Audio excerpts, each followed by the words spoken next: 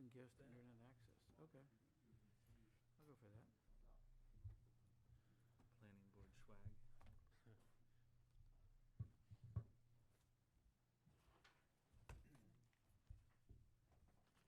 I see, it worked.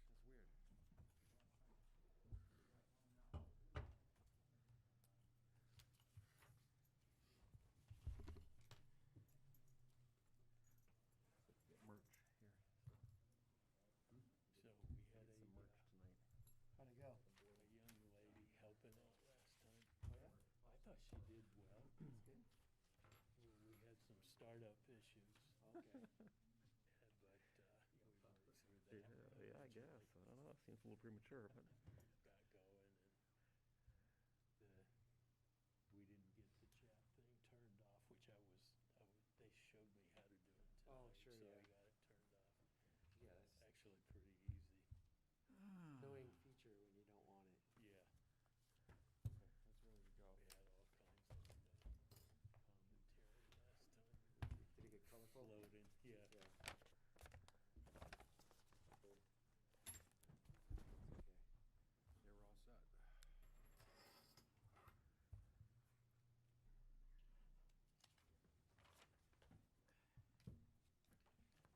Boy, I met friends of yours, who's that, It's okay, I can climb over. Okay.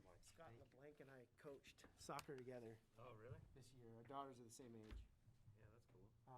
So he had a few folks over Nice. and they all knew who you were. I don't know, if you're like it's like a neighborhood crew or something, or you guys all from that? Yeah, he's around the town. corner from us. Oh, yeah. Nice group of people. Yeah. Seems like there's a pretty I filled Pretty out my clear contingent form of people there. beautifully, Ooh. and I came Couple- directly Union from Street has a Boston to bunch of here. People that all hang as a And of course, I large left the crew. form at home. I'm on the intersection with. There's only Knudsen, 2 or 3 so that's things left that I side. really Yeah, yeah. object to, so remember them. It's Elliott and Pleasant, so we have one as well. And that's sort of intermingle. Yeah, that's neat.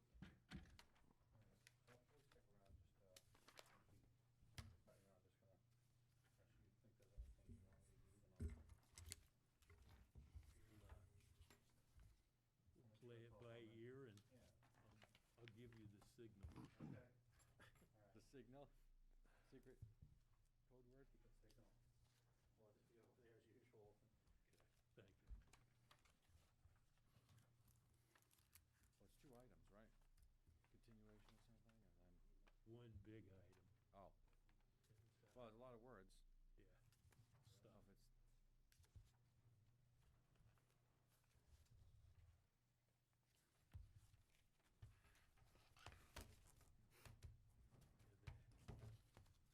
The applicant's actually going to the finance committee tomorrow night.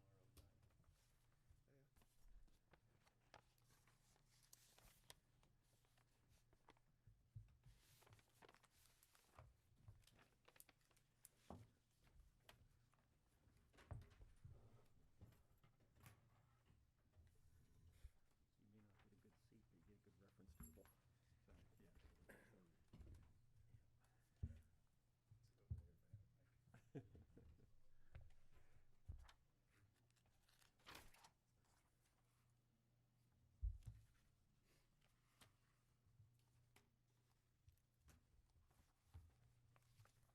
Yeah. I guess, yeah. Maybe they're gonna give us something to open. But it's, Still can.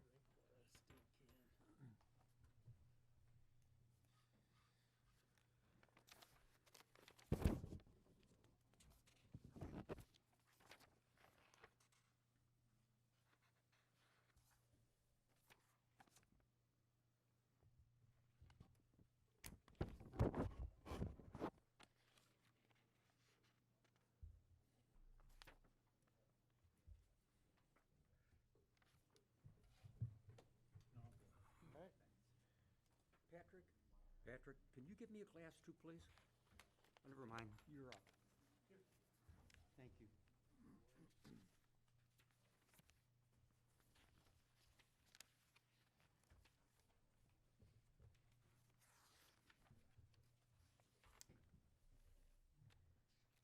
So how are you tonight? I'm good. Good. Thank you for calling. Say again? Say thank you for calling. Oh, you're welcome.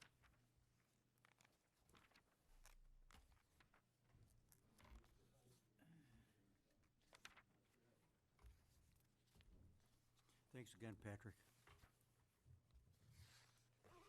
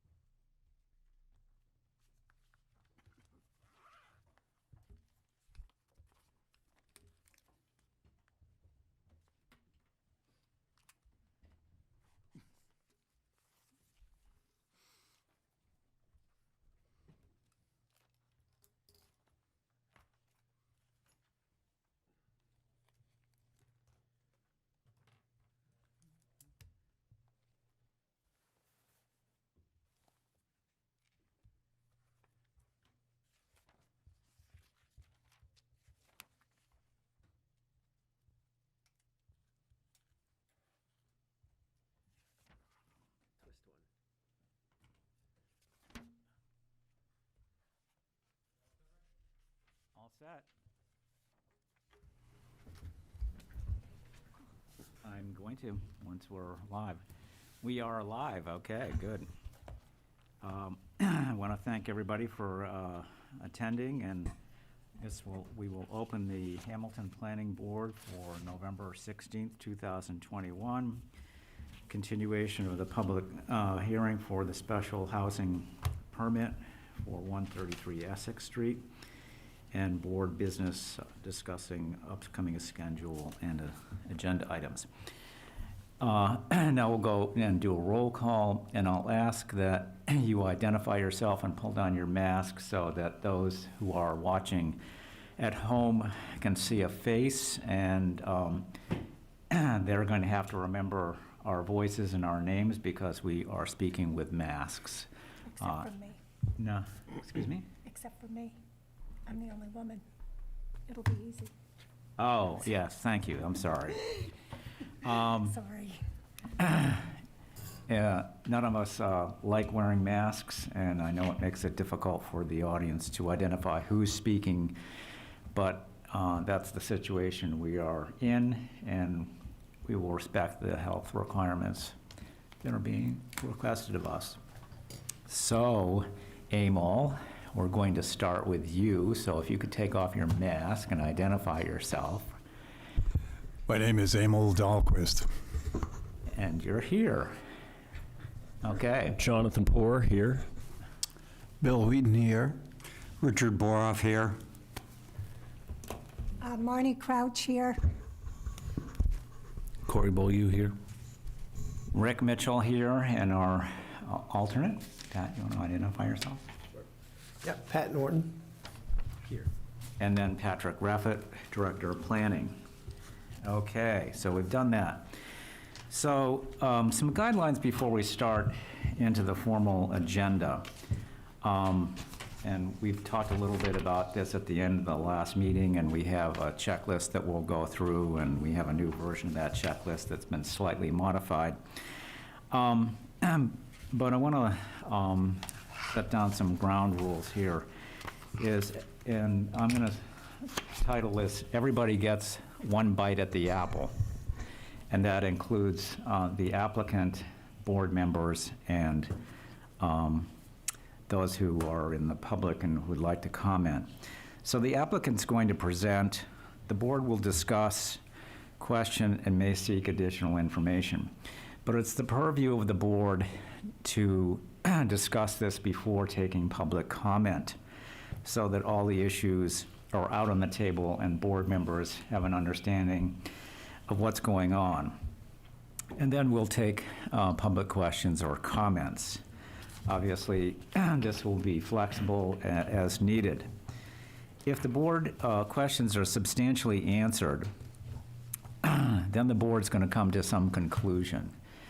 And we'll use the checklist to make sure that happens and it's recorded. And then we're going to move on to the next agenda item. So I want to limit comments and questions to the topic being discussed. That's one of the primary reasons we developed the checklist, and I think we had a lively discussion about the need to be efficient, clear, concise, and limiting the discussion to the topic at hand. If the discussion, comments, or questions are extraneous, non-relevant, or become repetitive, then the chair reserves the right to end the discussion and move the topic on to a vote or the next agenda item. And I'm speaking especially to those who may be viewing via Zoom.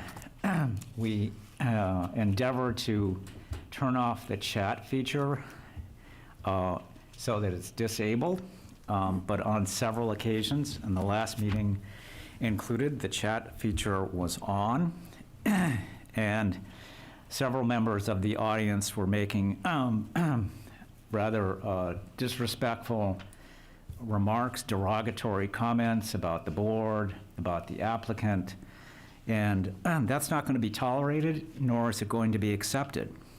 And those who wish to engage in that are only undermining their own credibility and undermining the proceedings that we're engaged in. So I would caution you not to do that. And I've been asked by the applicant who submitted in writing and has asked the chair to emphasize that anybody that's listening and participating in this refrain from trespassing on 133 Essex Street. I guess, yet again, there has been an occasion where somebody has trespassed on the property and ripped up stakes marking out the land to be that's under discussion and being considered on the application. So, again, please refrain from doing that. It does nothing but undermine the legitimacy of this whole process, and it's really immature and unneeded. All right, so at our last meeting, we talked about a general framework for proceeding, and goals and methods and a proposed process. I think everybody has had a chance to review that, discuss it. It has been passed out to both the applicant, board members, and made available to Save Chabaco Trails. So I know Jonathan made some minor modifications to it that really resulted in removing the concerns column. As I expressed, and he and I discussed, concern is such an such a vague, kind of vaporous term and subject to such interpretation by so many people that it could lead to confusion and reduction in progress and moving forward. So that's been removed and replaced with, I think, with questions that might need to be answered. Did I capture that, Jonathan? Yes. Okay. So we agreed at the last meeting we would take the form, the bylaw checklist review that takes each section of the bylaw, section by section, numeral by numeral, and discuss it and review it as a roadmap to have a discussion that adheres strictly to the senior housing bylaw and whether in fact the applicant has met the requirements of the bylaw and the sections that we shall discuss. Any questions so far? No. Okay, good. So we will go through section by section. Now, the Save Chabaco Woods has submitted a letter in response to our using this checklist, and they have comments that they'd like to make on several of the sections, which is fine, and we will take those before we move on. There are probably about 4 or 5 sections that they wanted to comment on. I will, and that was circulated, their comments were circulated to the board members, and I have a copy here. I will indicate that several of the comments and references, the sections that letter references, are repetitive, they're really repetitive of what's already been discussed or not relevant to the topic that we are discussing tonight, which is the senior housing bylaw. But we'll get to that as we move through this. So we'll start with purpose 8.2.1.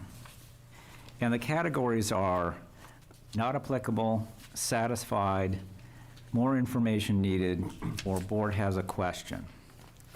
So I'll move through these section by section and ask the board to comment, each member, if they believe it's been, and I'll try and, people think that it's not applicable, they certainly should say so.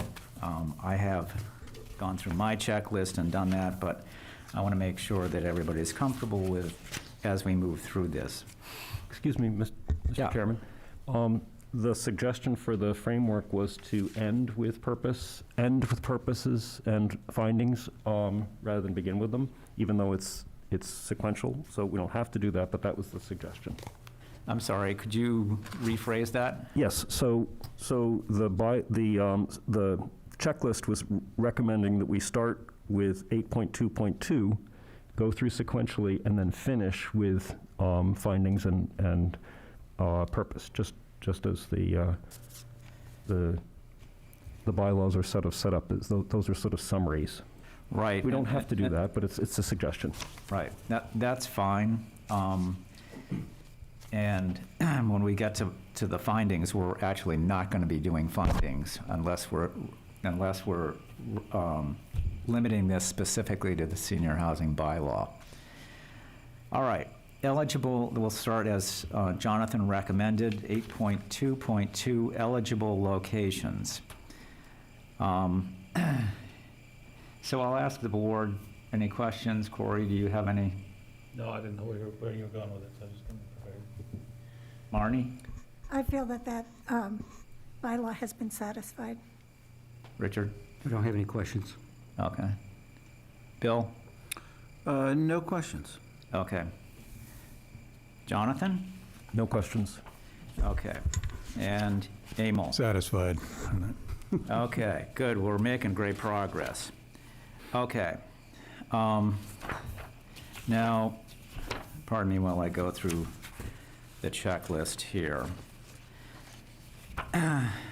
Save Tobacco Woods had asked be able to comment on purpose, but we've delayed that. They've also asked to comment on 8.2.2, eligible locations. They certainly you can certainly offer an opinion, but the opinion that you presented in writing is not related to whether this is an eligible location or not.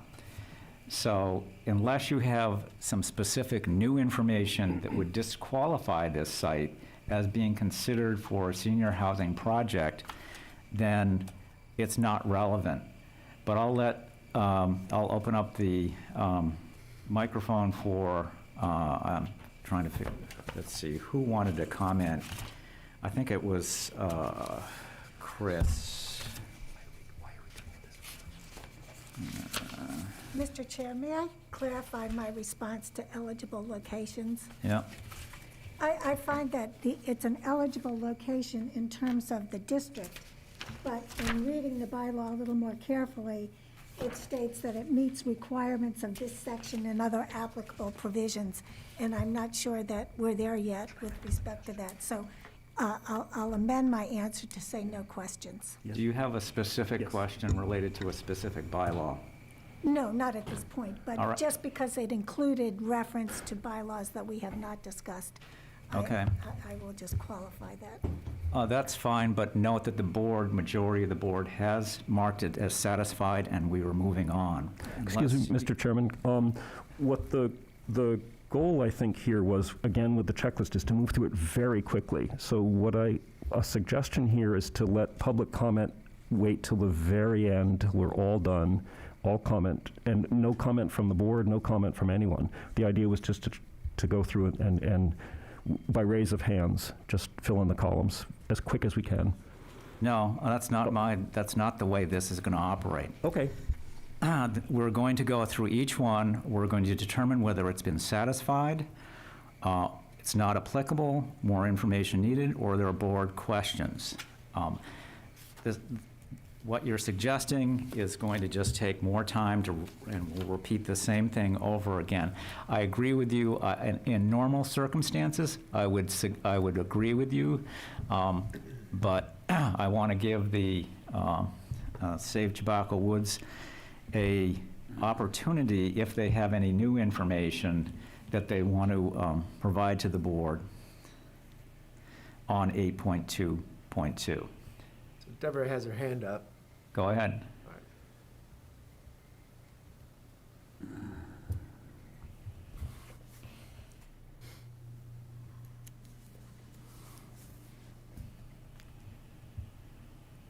Thank you, Mr. Chairman. I actually have a procedural question for the board before you begin going through the checklist. The quantum of vote for a special permit is 5 out of 7 of the board members. And so my question is to just confirm that that is what the board is going to consider satisfied. So there would need to be at least 5 members satisfied before that item was met. I just wanted to. No, we're not. We're not voting on the special permit. We're voting on a specific section, each section of the senior housing bylaw as to whether the applicant has satisfied or it's not applicable or more information is needed. We are not voting on the special permit. With all due respect, Mr. Chairman, if you determine that something has been satisfied and then you're basing your final vote on a satisfied vote of 4 versus 5 out of 7, it would say to me that you're basing it on a inadequate quorum or quantum of vote. Your comments are so noted.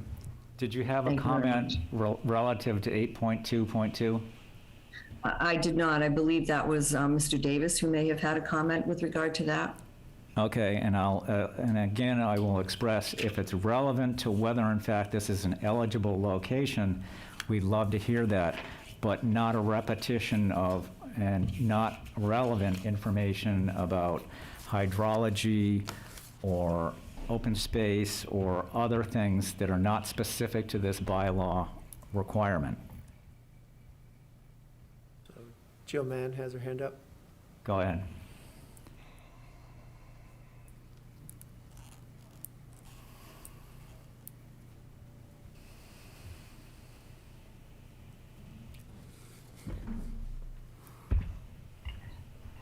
Good evening, Jill Mann, here on behalf of the petitioner, Chabaco Hill Capital Partner. I'm sorry, it's taking a long time for some reason, for my camera to start and for me to be able to unmute myself. I just wanted to point out that I have to say it for the record that you can vote on each of the individual items, and as long as your final vote takes into account the proper number, then you comply with the special permit requirements. There's just simply going through and trying to identify each element of a process, and each element of a bylaw does not necessarily yield a positive vote. You have to do that at the end based on all of those items. Number one. Number two, I don't know if you want to discuss eligible locations, but it is a very distinct process, Mr. Mitchell, and it doesn't mean every element of the bylaw. It means the 50 foot, it means the number, it means the location, it means the type, it means it's all in my memo. So it's pretty easy to go through and answer. If the board would like to do that, I just offer it for that purpose. Thank you very much. Yeah, Jill, if I'd like to avoid having you comment on every section unless the board has a specific question or there's clarification needed. Okay. I just thought, I didn't know if Ms. Crouch wanted to or if the board did. Thank you very much. Whatever Okay. the board would like. So are there any other comments that need to be made before we move on? Okay. Administration.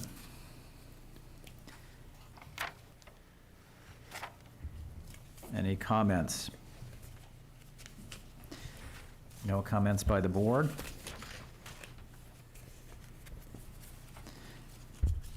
Hearing none? Okay, so we will mark that as satisfied and complete. Okay, planning board rules and regulations. Any questions? No questions, okay. Then we'll move that as satisfied.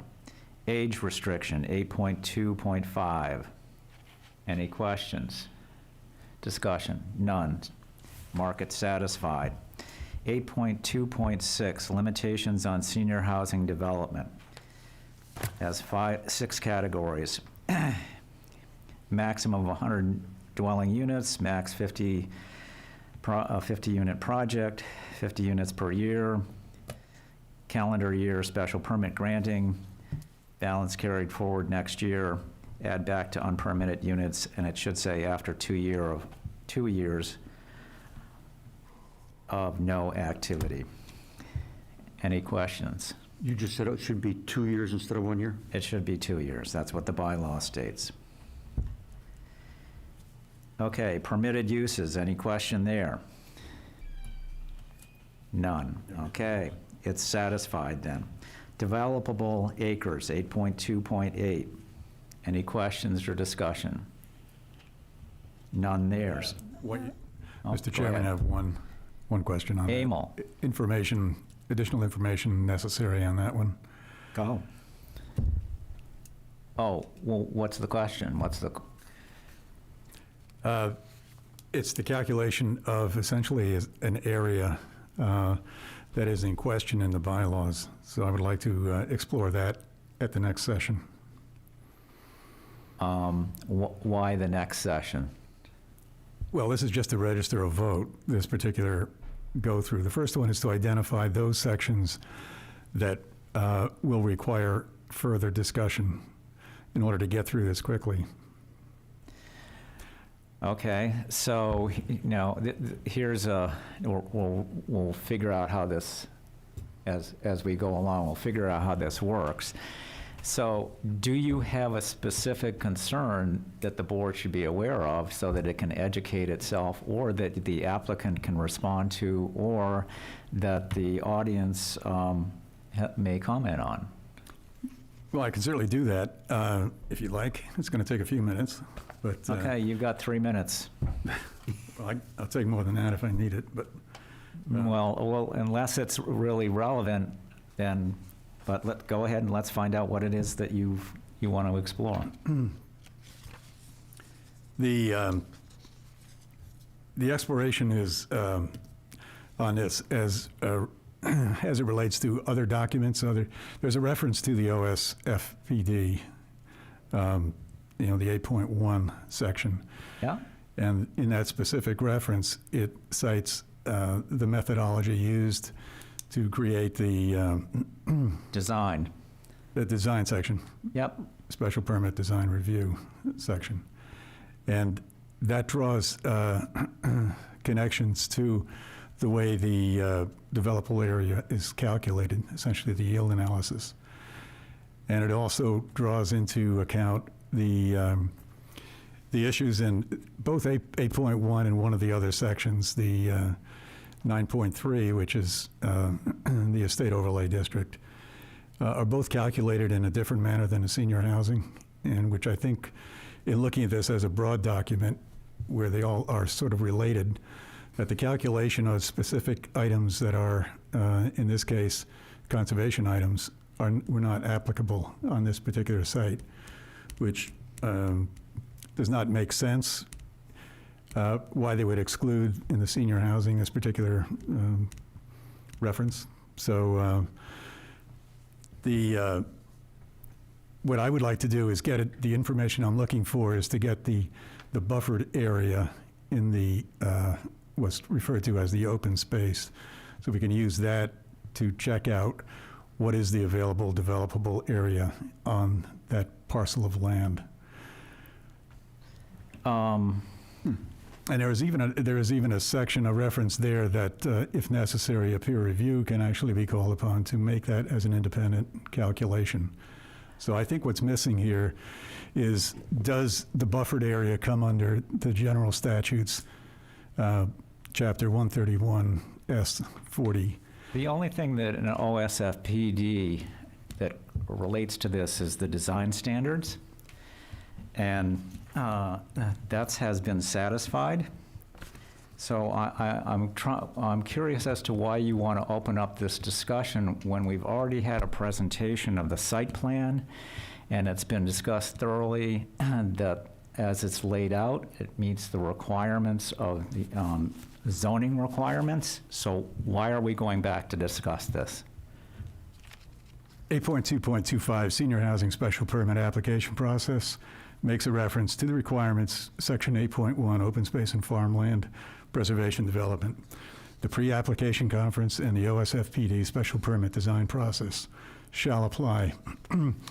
So if you look at the 8.1.12, which is the OSFRD Special Permit Design Process, it discusses identification of conservation areas in that, and in that, it includes unprotected natural landscape features such as steep slopes, mature woodlands, prime farmland, meadows, wildlife, and so forth. And also cultural features such as historic and archaeological sites.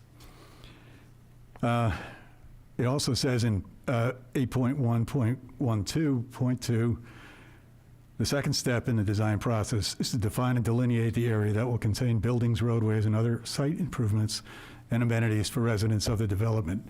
To the maximum extent possible, the proposed development area shall consist of land outside the identified conservation areas. Then it goes on to 3, which is location of dwelling units and so forth. Now, so what I'm interested in is number one, is the steep slopes are not shown on the site. There is a topographic map at a 30 scale on 4 sheets of paper, but they're not identified as a secondary cultural feature. I mean, the 8.2.25 directly refers... Just hold on a second. Yeah. Now you're going into interpretation of cultural standards of slopes. No, it's not cultural. This is really getting quite academic and ethereal, and we're trying to move this and have it applied to specific bylaws, not create new standards in review of this bylaw. So they've given us a plan. They've laid out the slopes. It's been accepted and discussed by this board. And suddenly now we have to introduce a new standard of cultural review of... Mr. Chairman? No, that's misrepresentation. Could I try and play interpreter here? Are you suggesting that the land, the ledge and rock and steep slopes that characterize much of the land that's proposed to be developed, are you suggesting that that land is in fact undevelopable, as somewhere else in our bylaws state, and therefore, the whole accounting of how much land is developable in this parcel and how much is not is in error? There are 2 parts to this. That is part of one, which is the uplands. And what has not been registered is the degree to which there are steep slopes, which are a standard in construction. They appear in many. It's not a cultural thing, Mr. Chairman. We're not establishing standards of construction, and the bylaw does not speak to standards of construction. So, Emil, you're going into interpretation that's not specified, nor has it been practiced. Well, steep slopes are cited in a couple of sections in the bylaws. I get it, but there's no standard to measure that and quantify it and apply it to this bylaw. So it doesn't make them undevelopable. No, I'm not saying it's undevelopable. I'm saying it's part of what is a secondary, at least, conservation area, should be taken under consideration for what should be developed. It's not that it's undevelopable. It's part of what gets removed from the table when you're talking about what is the remaining developable area on the site. Now, 2 of them One is the buffer around the wetlands, the 100-foot buffer. The other one are steep slopes of whatever, and it's typically above 25%, but whatever you want to call it, steep slopes. That's never been taken into account. And in order to do, for example, the conventional site plan layout, you have to figure out what developable area is so that you can do your layout for a standard conventional plan, because those get removed off the table. So you can tell what's left to calculate how many developable acres are left on the site available for development. That's all I'm asking. That information has not been discussed or given to us. So I'm just saying, before we write that off as satisfied, I think that's a question that should be answered, at least for me. Mr. Chair, may I make 2 comments?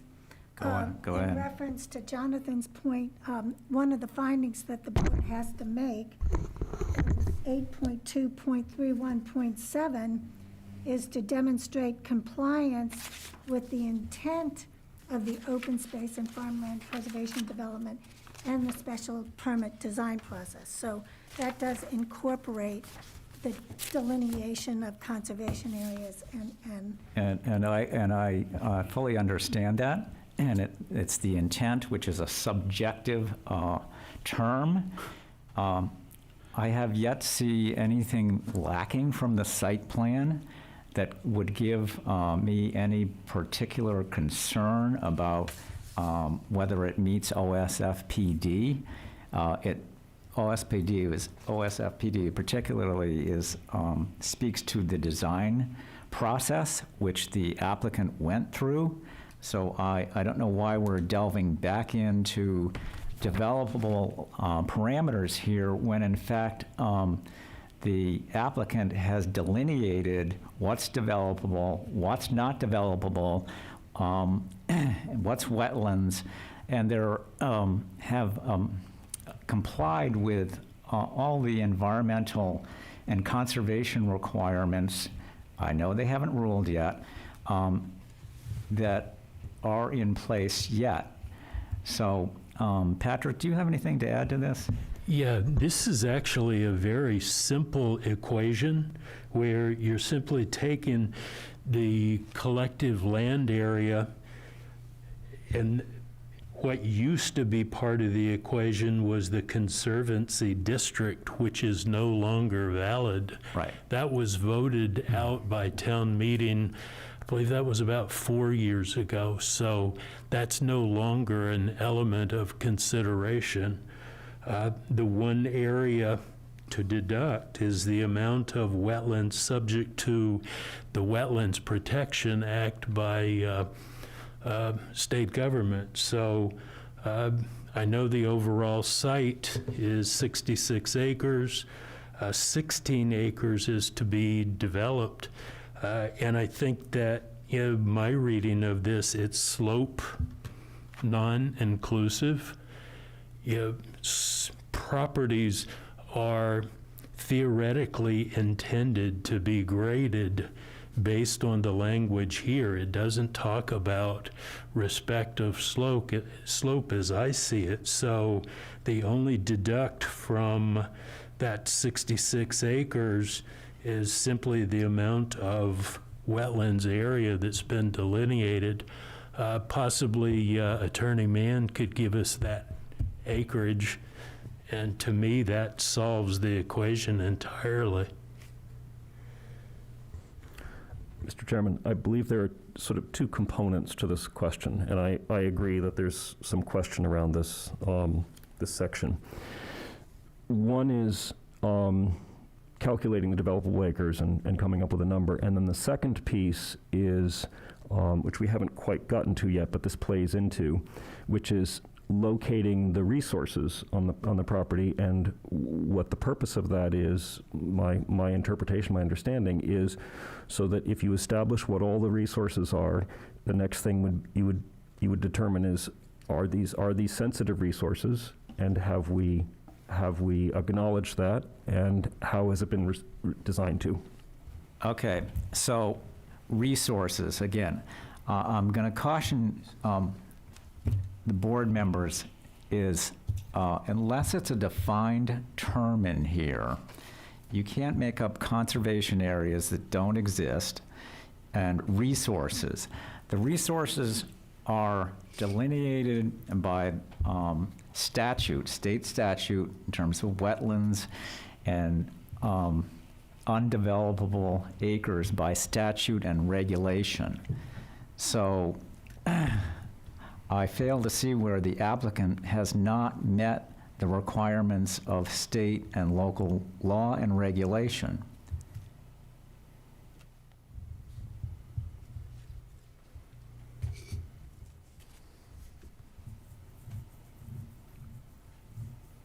It remains an open question for me.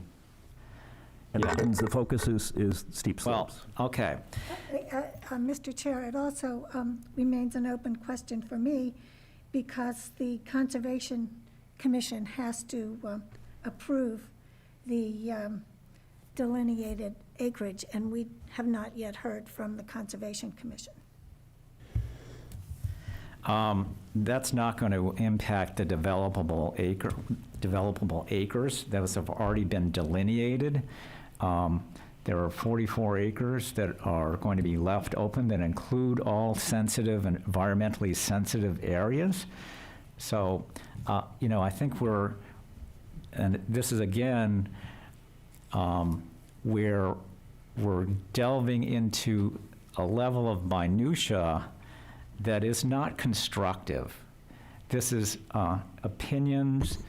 I know they're thoughtful. I know you want to have a great project if we get to that point of approving it. But again, the question is, how is this materially going to impact this project?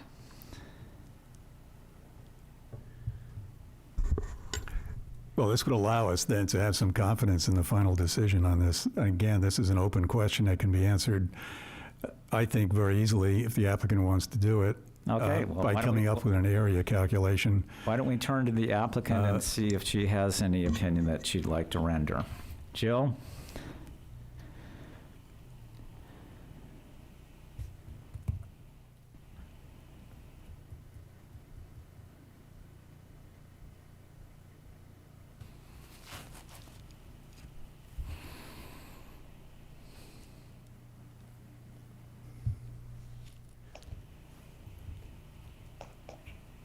Hi, I'm sorry it takes so long, but I keep getting delisted as a panelist, so I have to keep getting back on. No, I get it. So, absolutely, the bylaw is very clear. Development acres is actually the total amount of area minus the total amount of wetland on the property.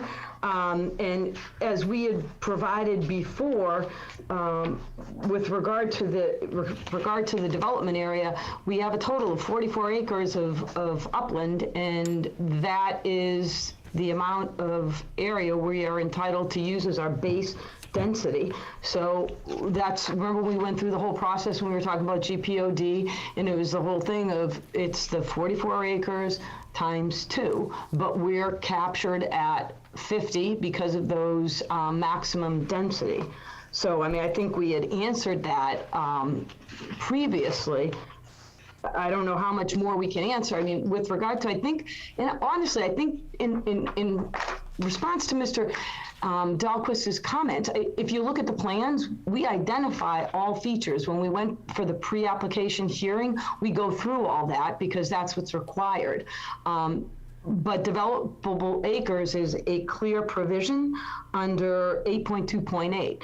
And it is basically the total amount of land minus the total amount of wetland. You get your number, and that's how you proceed. And that's what we've done under the bylaw. I don't know how that isn't very clear cut based on what the bylaw contains. Well, the 8.2.8 developable acres, the area of the tract of land exclusive of the area in a wetland subject to GLC 131S40. So I guess Absolutely. The question for you is, are buffer areas part of that general statute? No, they are not. Buffer areas are considered just that. They are not considered jurisdictional, no. Right, but you need approval to disturb anything on that land, is that correct? in order to go into the buffer areas, Yes. you are supposed to seek approval from the Conservation Commission, but Right. they are not wetland. They are not defined as that. They are simply buffer. Right. And you are entitled to actually modify, areas that are around wetland. And your local bylaw does have additional restrictions, but it's clear.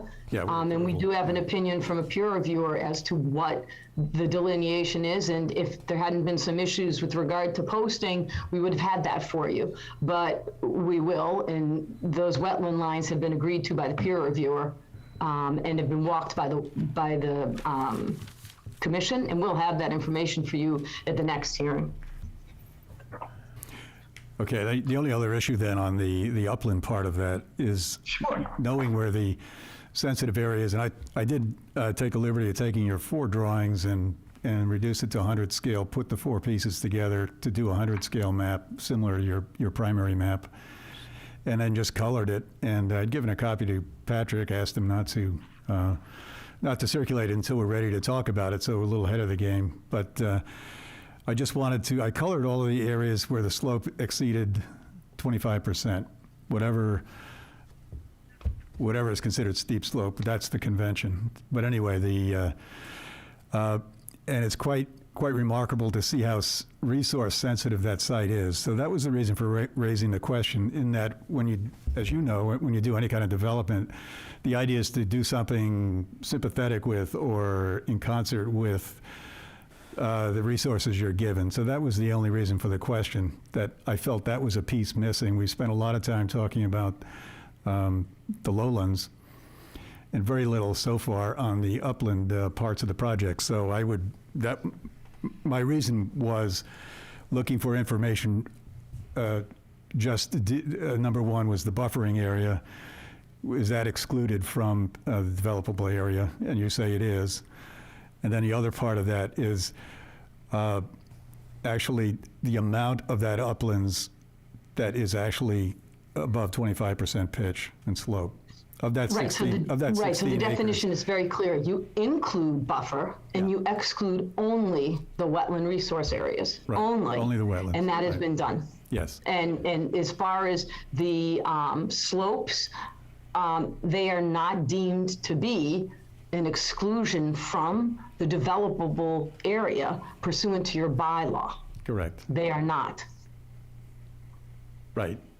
This comes down to an issue, this is my last comment on this, of the extent of the changes that it will happen in the uplands area. This is primarily looking at that down the line. But I'll submit my colored drawing maybe at the next meeting. So I'm still having a problem understanding. You're trying to imply there's resource areas in the buildable upland, when in fact there aren't. So And I would note too, Mr. Mitchell, that the entire property is 66 acres. Of the 66 acres, I had misspoken, there's only 16 acres of wetland. The reason we went back to 42 is because of Lot 1, Lot 2, but there are only 16 acres of wetland on the entire property. No, I get that. I just wanted to make that clear. I get that, and I think what Emil is saying is he's concerned about the buildable land, the upland, that excludes the buffer and excludes the wetlands. I hear you trying to define the upland slopes as a resource area. Am I missing something? As a conservation area, again, that's. But there is no conservation area. You're fabricating a definition that does not exist. I guess a good question for the board to answer at some point, not necessarily right now, is then if we're asked to look at that section of the open space bylaw and it says that the applicant is supposed to delineate steep slopes, why would they need to delineate them? Exactly. Why? Well, according to the bylaw. If I may, you are always required to show all existing conditions, and that's what you show on the plan, so that when you do your development, you're capable of actually blending and how you're going to approach the site, how you're going to work in stormwater. we're always required to identify existing, and we have done that, and we'll continue to do it. And it is noteworthy to mention that this entire development is built outside of all buffer areas. I mean, we even, in order to really demonstrate to this town our commitment to preserve those areas that are sensitive in the areas closest to the wetland, we have not touched the buffer to the wetland. Not any part of anything is in there. I think there's one portion of a storm water basin, but there's not one structure, not portion of the roadway that would even come close to, well, it does come close, but it's not in the buffer area. So, again, I don't see that we've got a question here, other than the idea that there's a conservation area in the upland, when in fact there is no definition of that in our bylaws, and we're not here creating a new bylaw, so. Well, let me read this one more time. This will be the end, Mr. Chairman. This is a OSFPD, Special Permit Design Process, which is referred to. Identification of conservation areas on the site, including wetlands, riverfront areas, floodplains, regulated by the state, federal, or local law, unprotected natural landscape features such as steep slopes, mature woodlands, prime farmland, meadows, wildlife habitats, and wildlife corridors or connections thereto, cultural features such as historic and archaeological sites and scenic views. Then at the last sentence, to the maximum extent feasible, conservation areas shall include areas identified by the planning board during the pre-application conference. Now, I don't know if there was a pre-application conference here, but this is kind of standard language in conservation subdivisions. And this is, I'm not creating something here, and it's in the bylaws. So you identify these unprotected natural features for a reason, and that is to the extent possible, just avoid destroying them. That's all. That's all it's saying. Yeah, I know. And we had a pre-application conference, and the applicant has identified all the features, protected and unprotected. So I don't know why we're going around in a circle on this. It's not achieving anything. I think if the town had a bylaw that included explicit mention of steep slopes as being areas that had to be preserved, or as ledges being areas that had to be preserved. No, there's I understand that there is no such law, so I don't. I know. I don't see where we really have anything to stand on here at all. I don't either. And so I'd like to just take a poll here and see if we can move on beyond this. But this list is actually proving quite useful, so we can focus down and drill down on substantive issues that relate to specific language in the bylaws. So have we satisfied developable acres? Corey? I'll answer in 1 second, and that's to say that Emil just read a bylaw that specifically states what you said we don't have one for, but the bylaw is for 8.1, and what we're looking at is 8.2.8, and so not at any point yet has 8.2 attempted to connect developable acre to OSFPD. So as it relates to 8.2.8, satisfied, is my opinion. It is satisfied. To me, yes. Okay, thank you. Marnie? I have no questions about it. I think as a practical matter, it's satisfied. Okay. I think this is way late in the game to be bringing this subject up, and I've been satisfied, and I think we are satisfied. Okay, thank you. Bill? I'm satisfied with it at this point. Jonathan? I concur with Emil that it's a sensitive resource area. I also concur that it mentions it in the bylaw, but in terms of 8.2.8, I don't think it's worth debating further. So is it satisfied? I'm satisfied with 8.2.8 on this subject. Okay, good, thank you. And Emil? Well, in an effort to kind of move this along, I'll pass on this. Okay, so so you're abstaining? Yes. Okay, so let the record show that 6 members of the 7-member board believe it's satisfied. 8.2.9, base housing density, satisfied or not? Any questions by the board? I believe we voted on this. I know, but we're just going through the list. Okay, so base senior housing density has been satisfied. 8.2.10, incentives to increase base, it's not, I believe it's not applicable. Any questions or discussion by the board? Okay, satisfied, or not applicable, I'm sorry. Minimum distance between projects, 8.2.11. Any questions or discussion? Does the board believe it's satisfied? If not, somebody speak up and object. Board does not, so we deem it satisfied. 8.2.1, 8.2.12, general compliance, extension of alteration of pre-existing non-conforming use. That's not applicable. Not applicable? Not applicable, okay. And any discussion about that? Hearing none, then we'll say that is in fact satisfied. Inclusionary housing, I think we've had a long discussion about that, and I think we have satisfied that in terms of the amount and the number. Do we still have to vote that in? Do we still have to vote that in? I'm sorry, I can't hear you. Do we still need to vote to accept the opinion of the town clerk, or the town council? Well, we certainly can. The issue that was brought up by Save Tobacco was never responded to, though they requested it. So we can step aside here and just take a vote to accept town council's Calculations. opinion Yeah. as you originally proposed. So do you want to make that? I would make a motion that we accept the town council's opinion about the amount of about using the formula to calculate the amount of funds due from the developer in lieu of providing affordable housing. And there was a second element that the 6 units are not deducted. Yes, and the 6 units are not to be deducted from the 50 that are allowed on the site. Do I have a second? Second.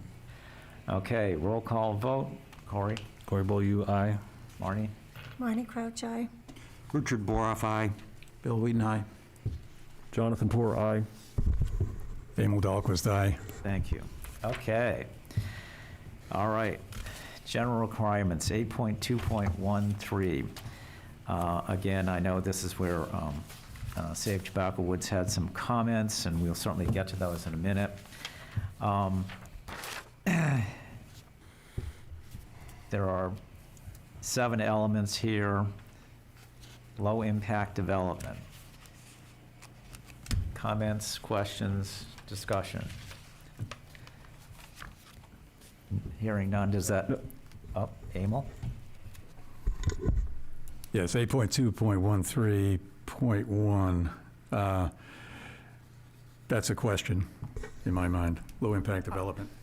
It's a question in my mind, too. As I look at parts of the development, the enormous amount of blasting to take place, I would say it's not low impact, it's maximum impact. There's nothing you could do on that site in the way of development that would disturb it more than this development. I may still vote for this development, but I'm just saying, in terms of that provision, this is not low-impact development. Okay, I hear you. Patrick, I just have a question. Do we have a document that describes low-impact development? Yes, it had been lost for some time, but I have found it, and I will dispense that to the board, the public, et cetera. I can tell you that most of the techniques that are used in that little document, are standard practice by virtually any design, engineering, development company that practices contemporaneously. I can tell you that those are the kinds of things that are required by conservation commissions and planning boards pretty uniformly. You know, and I do think there are several features that have been built into the site plan as it is to try to limit impacts. When you look at the amount of wetlands that's been provided on the site, that are maintained on the site, provided buffers on the site, that constitutes significant low-impact development. Are there slopes that need to be modified? Yes, like virtually every property along Tobacco Road that have been developed over time, they've been modified, you know, through slopes, through a lot of ledge and you know, stone that has required it for their utilities, foundations, driveways, et cetera. So I think that, you know, it's not an uncommon thing to see that level of blast and site modification take place, but you know, I do know that the site design does include some low-impact development techniques. You just perched them there. Okay, so, Mr. Chairman, may I read the definition of low-impact development from our stormwater management bylaw? is that the one that's on file at the planning board office that he's referencing? This is a 3-sentence definition. No, I have a Yeah. question. That's a information question from Patrick. Go ahead. Is this the one you got from Patrick? No, that's on the website. It's a little buried. It does exist. It's more of a general manual. Okay, I wanted to read from the bylaw. okay. And this is from, just so we know where it's coming from? This is coming from the town's stormwater management bylaw, which we'll be looking at in the remainder of this Right. review of this project. Yep, So I'm reading the definition from that bylaw of low-impact development. go for it. Okay. Should I take my mask down, or can people hear? Can No, people we hear? can hear you. Okay, great. A set of strategies that seek to maintain natural systems during the development process. The idea is to create homes and businesses that are integrated into the landscape, not imposed on it. Natural areas and important features are protected, and stormwater is managed with a distributed network of swales and rain gardens rather than a centralized system of pipes and ponds. So that's, I think, a fairly concise Okay. definition of low-impact development for Okay, the benefit. okay. Any comment from the applicant?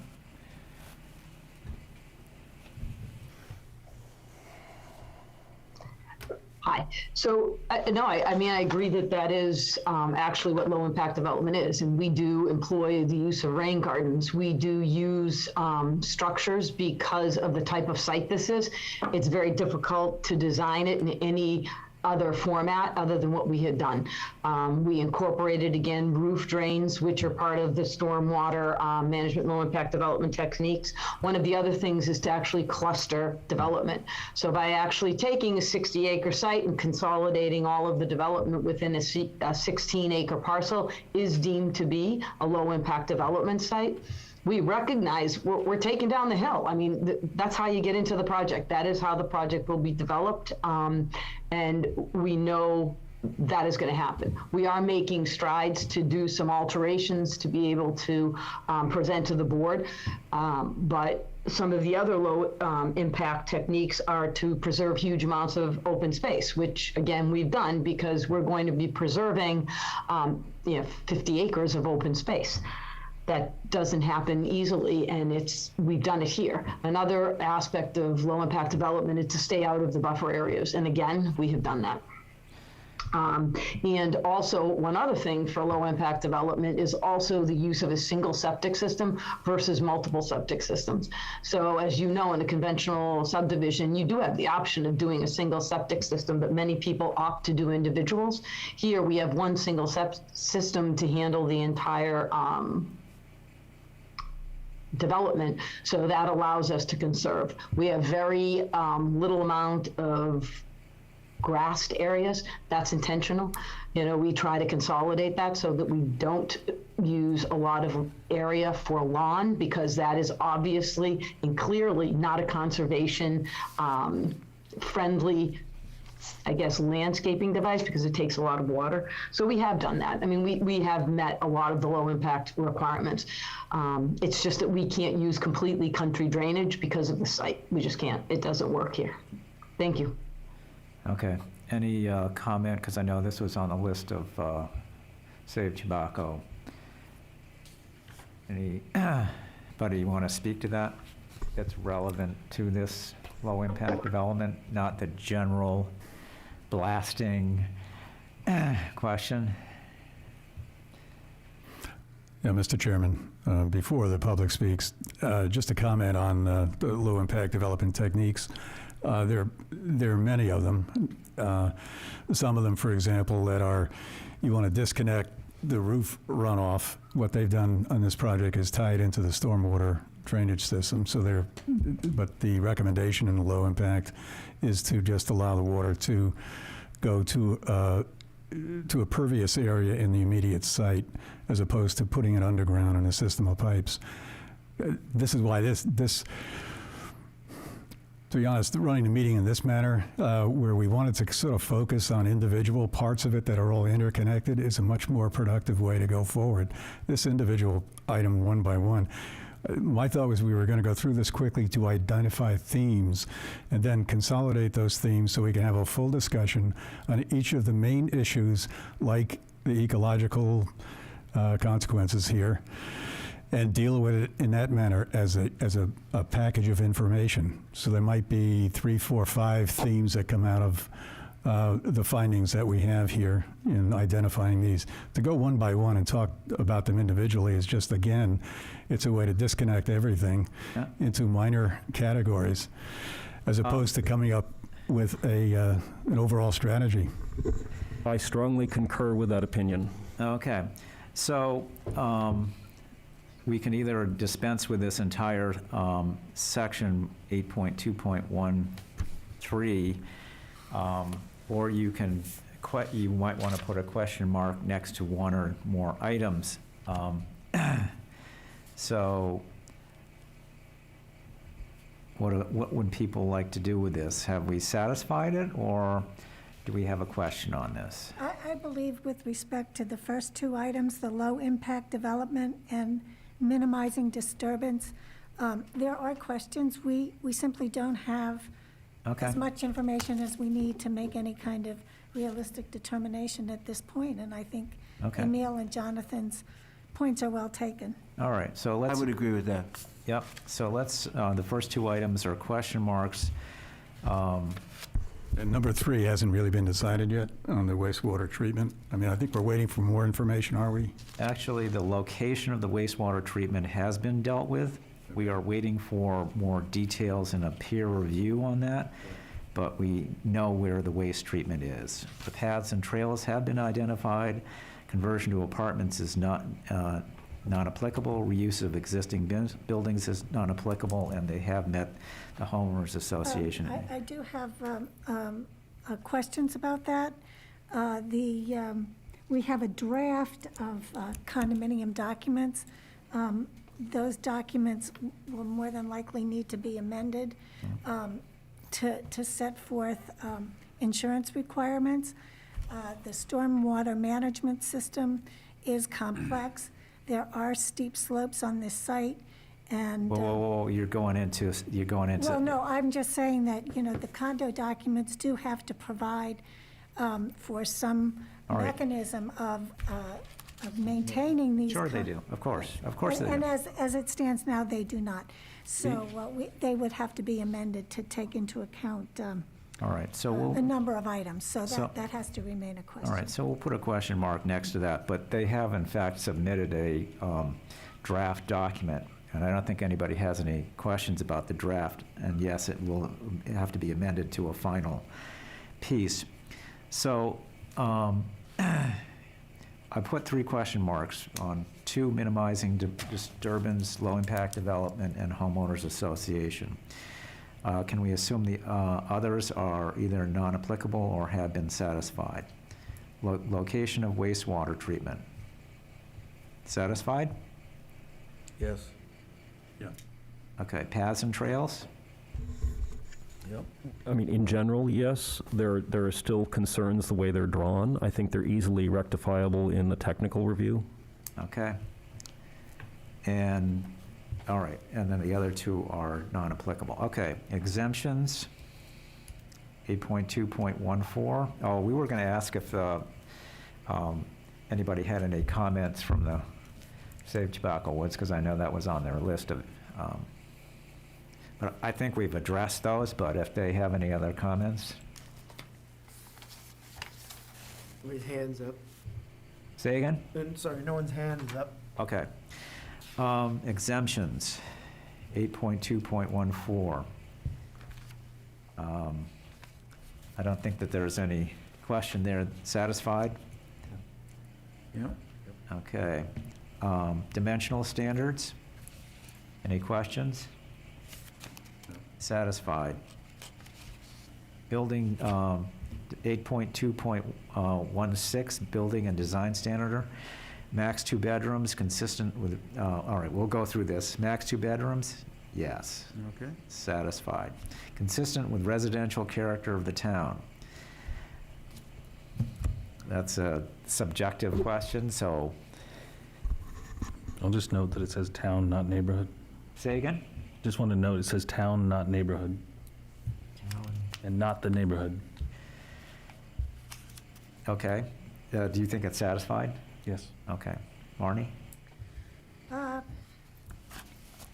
I don't think I'm in a position to say one way or another at this point. Okay, so you're abstaining. Richard? Yes. Okay. Bill? Yes. Emil? And, I'm sorry, Jonathan? I also note Corey's observation that it says town, not neighborhood, so satisfied. Okay. Emil?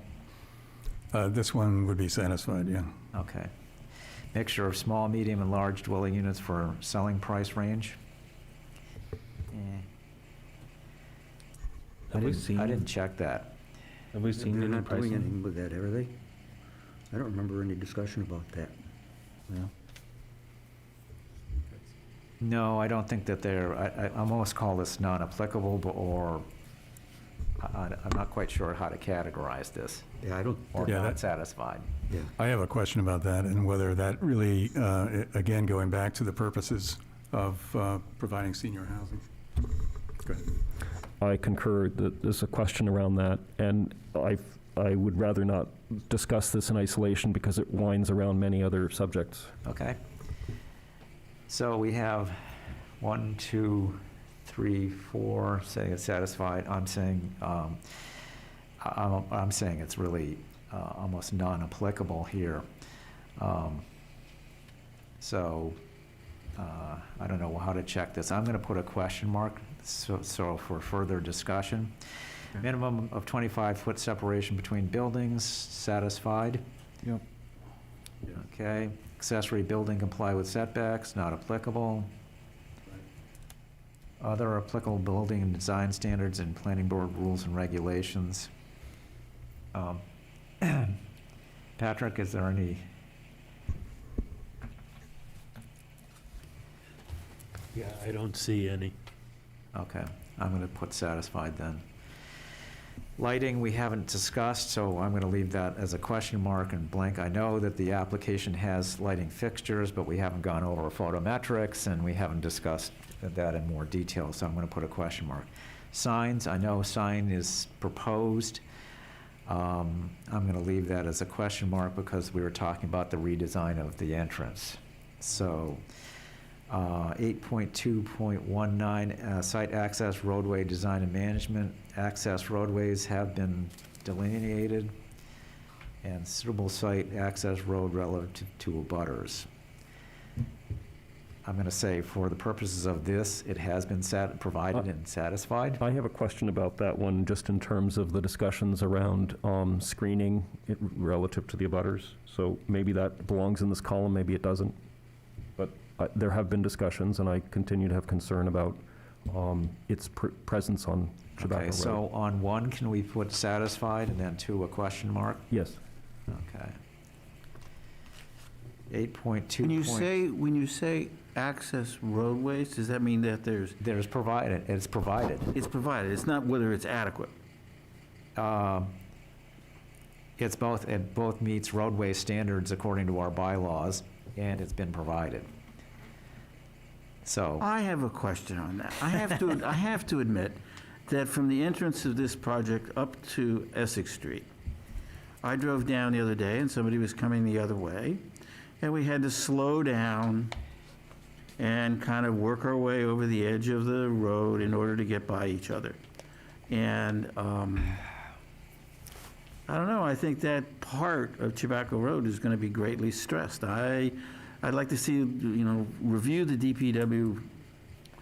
I mean, there may need to be road work done, in my opinion. well, we already voted, we did a review of the proposed, or I know what they said. but I- reconstruction of Chabaco and repaving. So, and, If all that happens, then I guess the roadways will be adequate.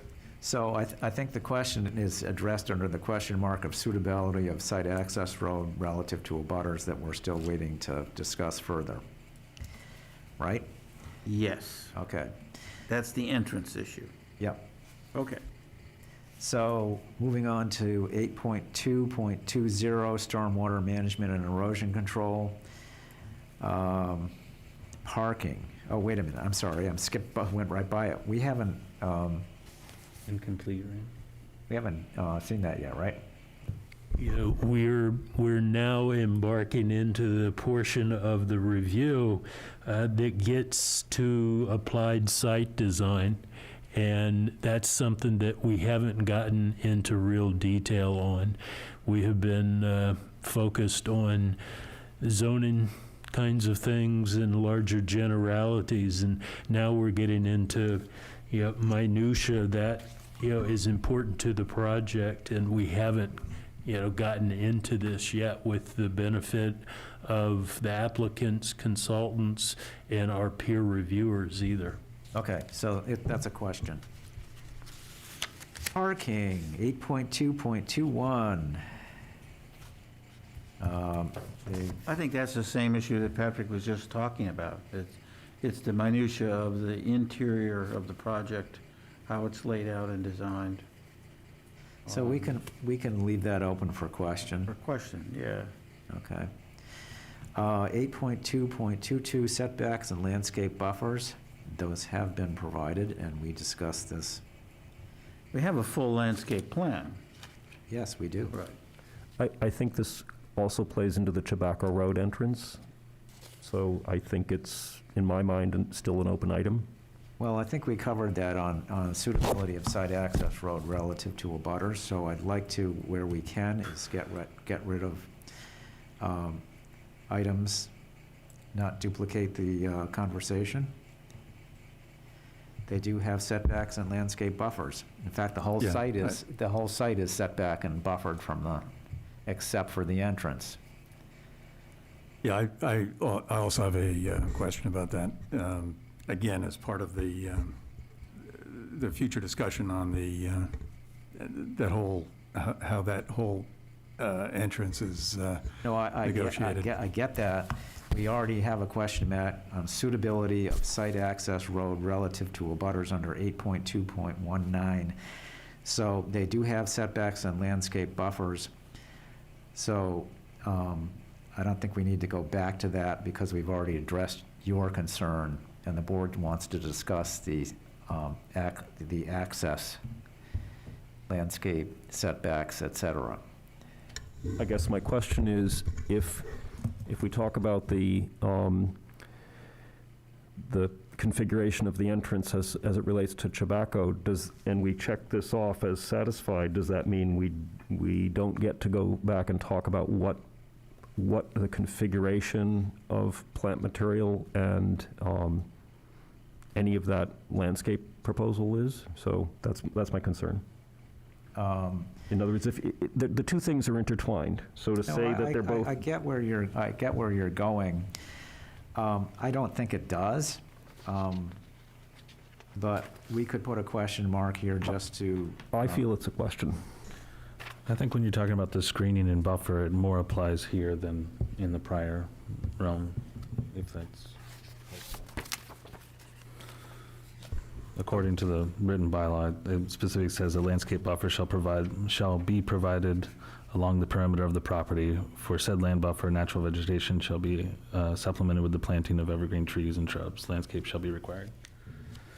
So tell me what you're saying. If we're trying to close one and move on and leave one open, I would say that the landscape buffer more applies to screening along Chabaco Road than the prior discussion around suitability of site access does. So what are you recommending? That we close out 1.9 and leave open 2.2. Close out. Well. I believe that because they're so interrelated, we should leave them both open. All right, we'll do that. Okay.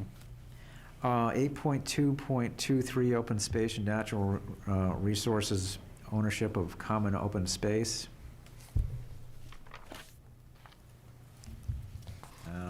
I think that's going to be dealt with under the condominium document and/or the deed, but help me out here, Patrick, how is that typically dealt with? Yeah, that's typically dealt with as part of that deed, and also there is a gifting process, if you will, where the applicant provides the land area to the town, which then becomes under the care and purview of the Conservation Commission. Okay, so that hasn't happened yet. Correct. So let's put a question mark next to that. Okay, 8.2.24, use, shape, location of common open space is a contiguous open space. I believe. Satisfied? Satisfied. Yep.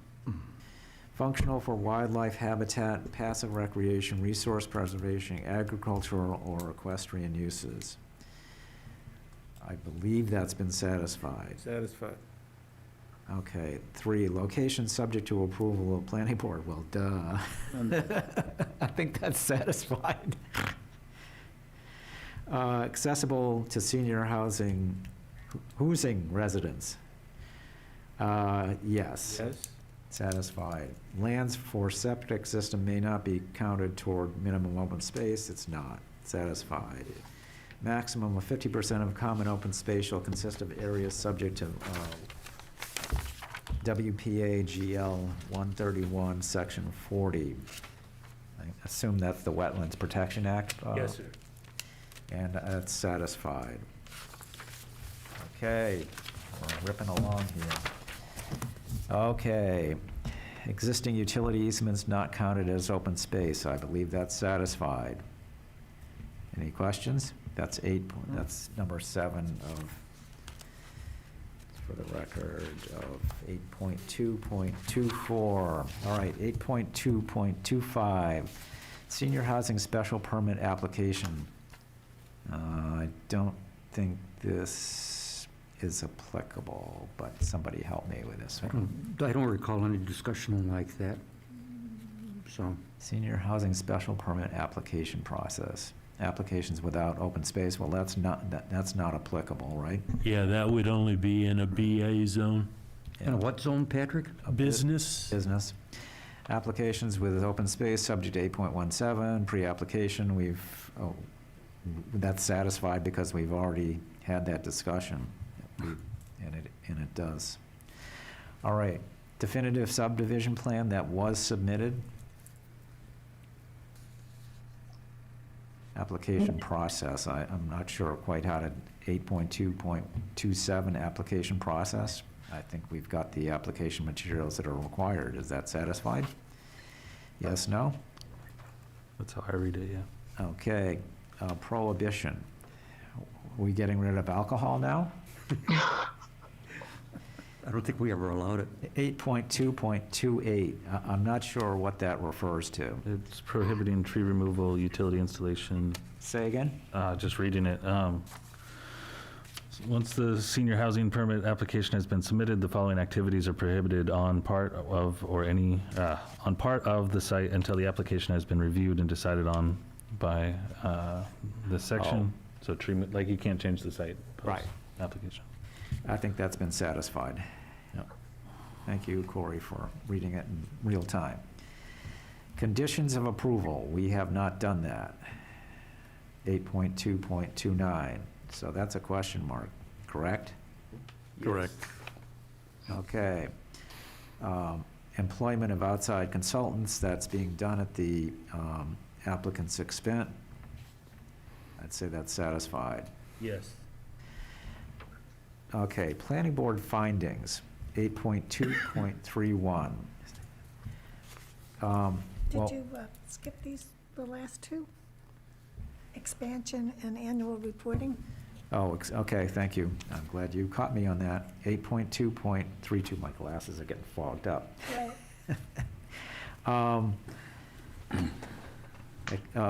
But I went to 3.1, and it said see below, so that's where I was going. I didn't need to skip those. I think they just need to be added to the condo documents.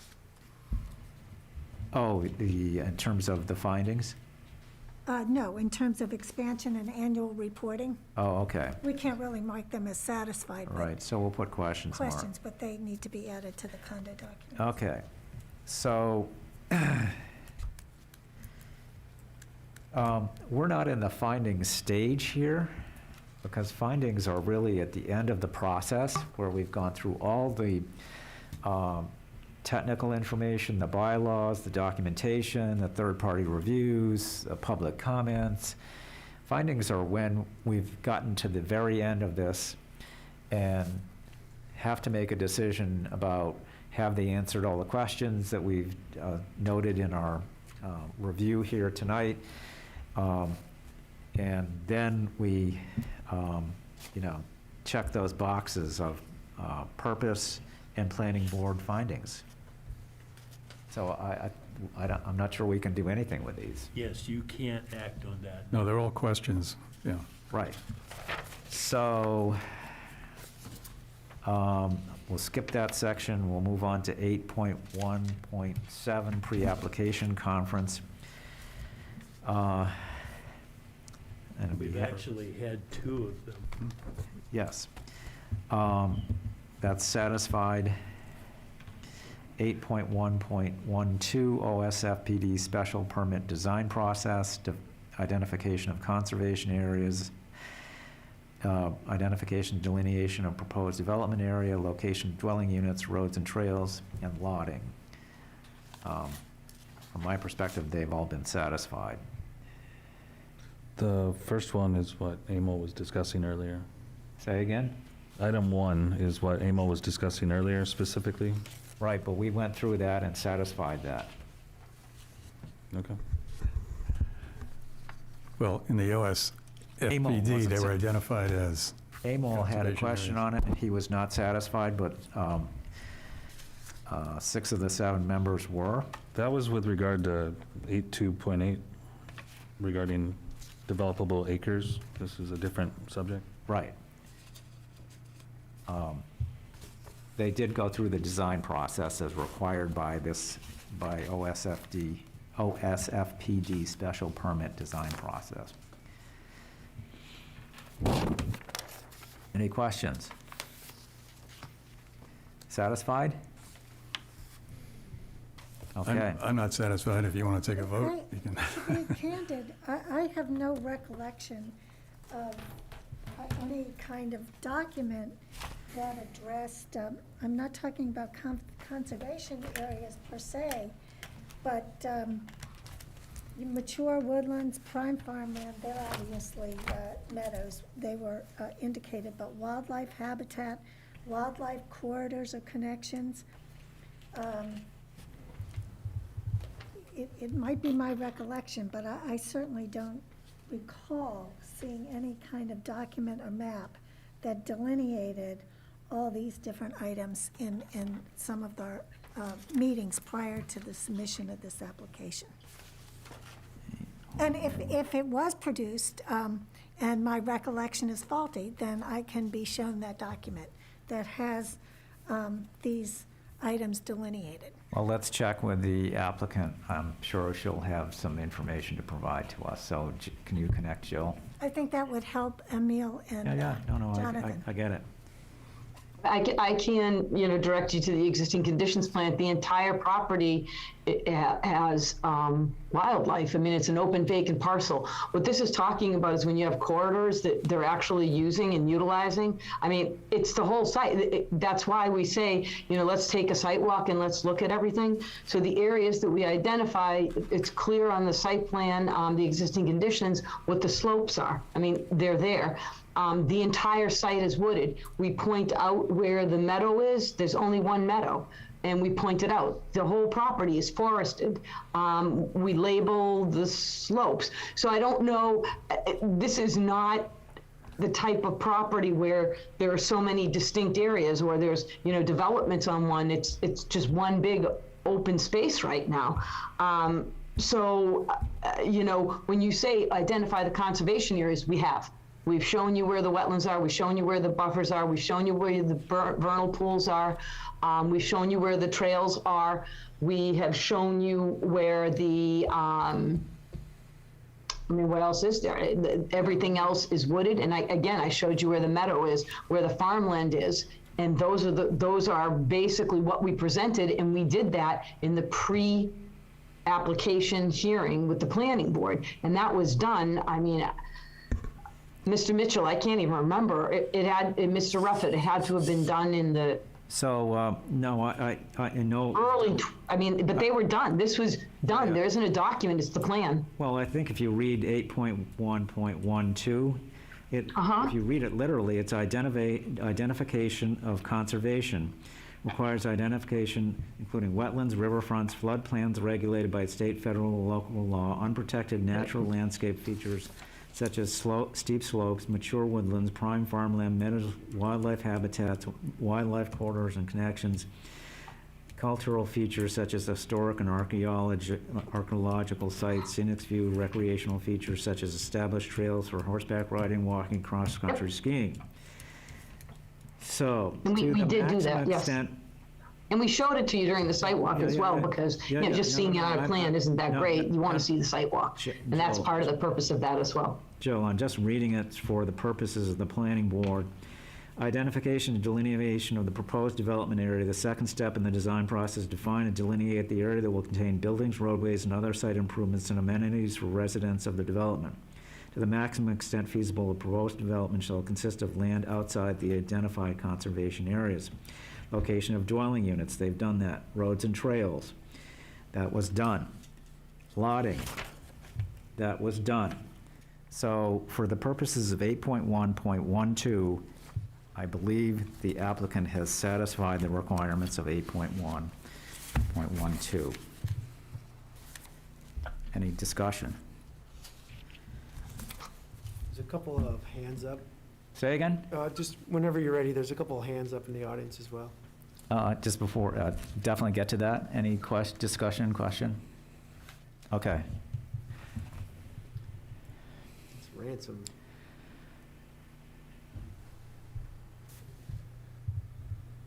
And Chris Davis.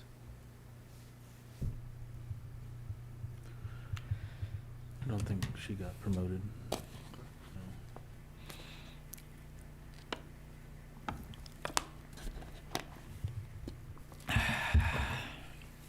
Chris.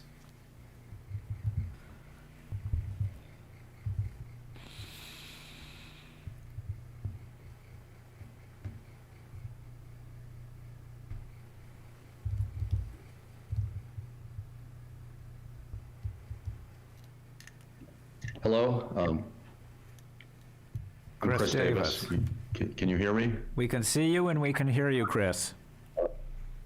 Hello, from Ipswich.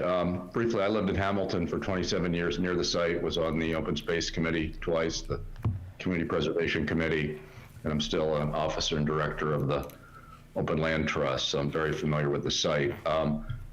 I haven't read every single document that's been submitted here, but I don't recall any plan that delineated, wildlife habitat, for example, around the vernal pools. I will say that the open space plan that we developed, that I think is pending before the state DCR, identified this site as the number one, conservation priority to try to conserve, in part due to wildlife habitat and trails. And there's extensive trail network on the site that had been used until recently by the public, including me. And there's all kinds of wildlife all over the site. And I don't remember a submittal about that beyond delineating wetlands. I think some of the citizen group have submitted, maps of trails and things like that. But I think,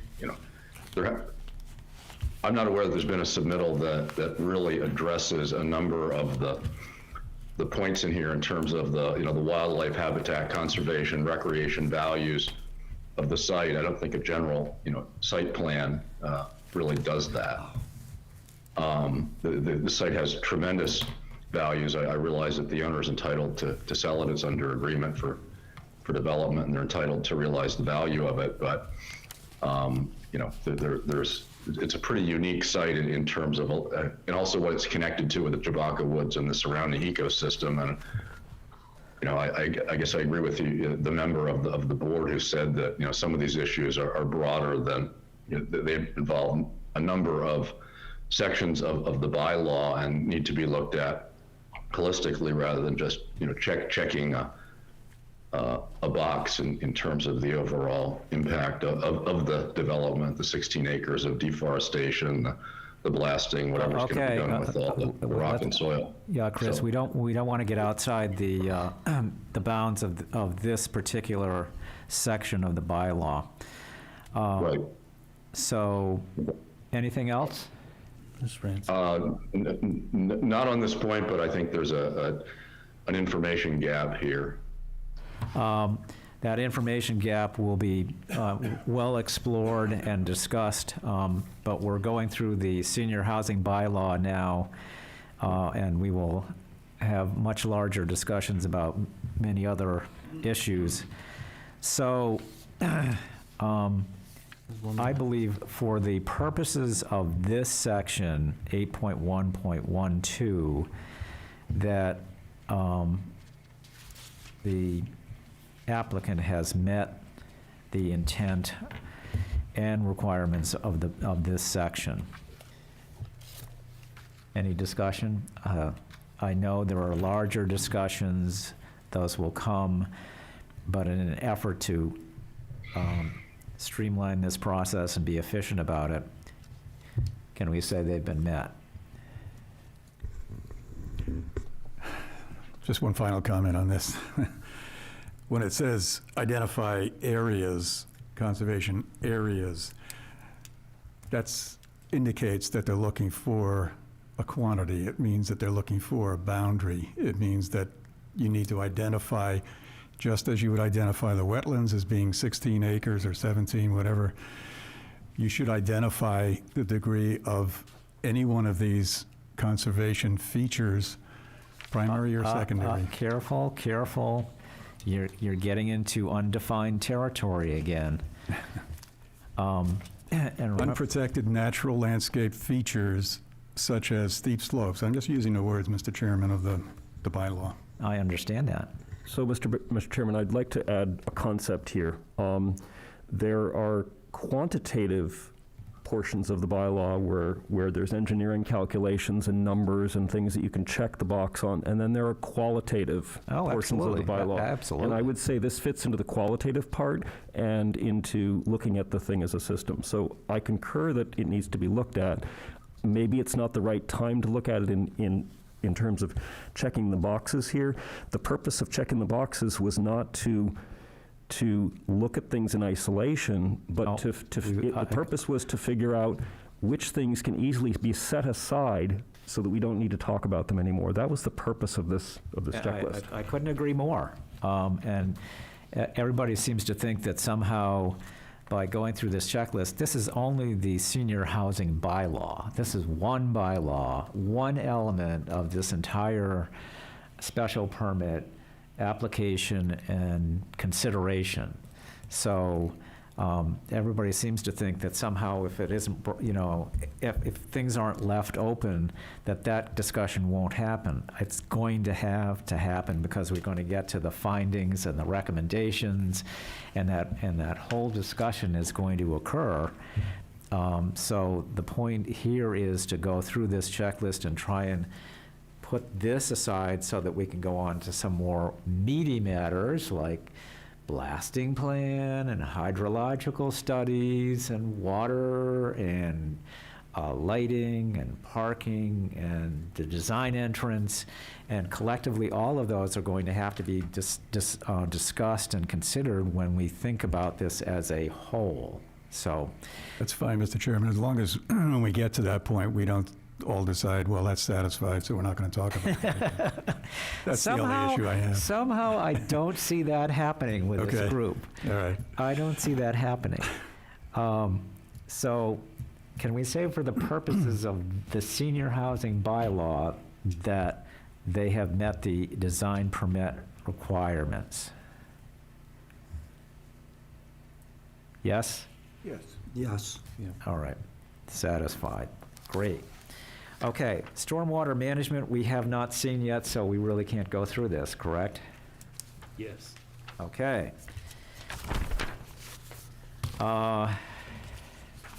So, what next?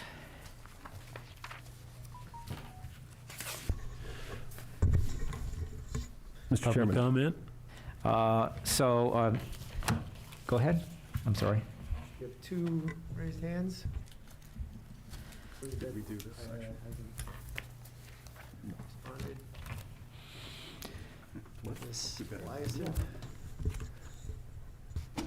Excuse me, Mr. Chairman. Do we have some, I'm sorry, I was on, did somebody have a comment? Looks like, oh yeah, both these folks have chimed.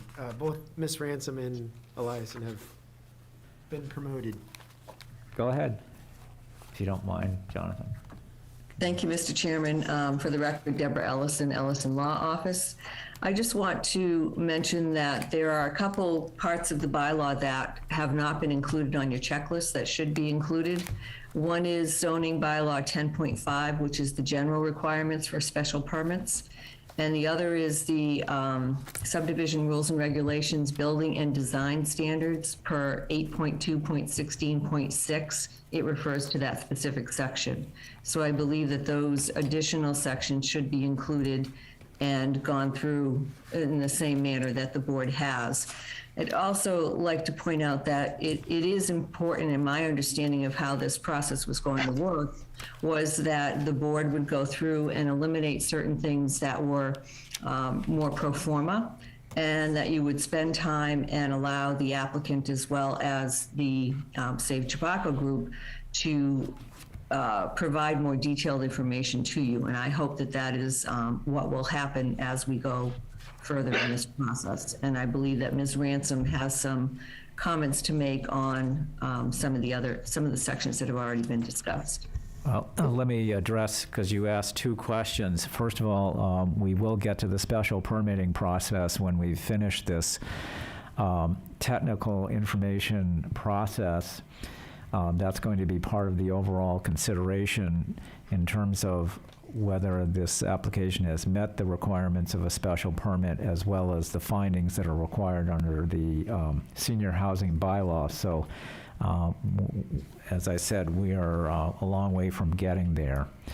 The other question you raised as to whether the planning board will consider other information, I don't believe that you found any barriers to people providing information. I think that it's just difficult with the process, with the raised hands. Sometimes those aren't noticed through the process. So I would just ask that the board be cognizant of public comment on this. I take that to heart, and I very much wish you were all in front of us rather than us having to hide behind masks in an empty room. So we will continue to do the best we can in making this sticky situation work. So you said somebody else had a comment? Mr. Mitchell, can I just say one thing before you go on? Sure.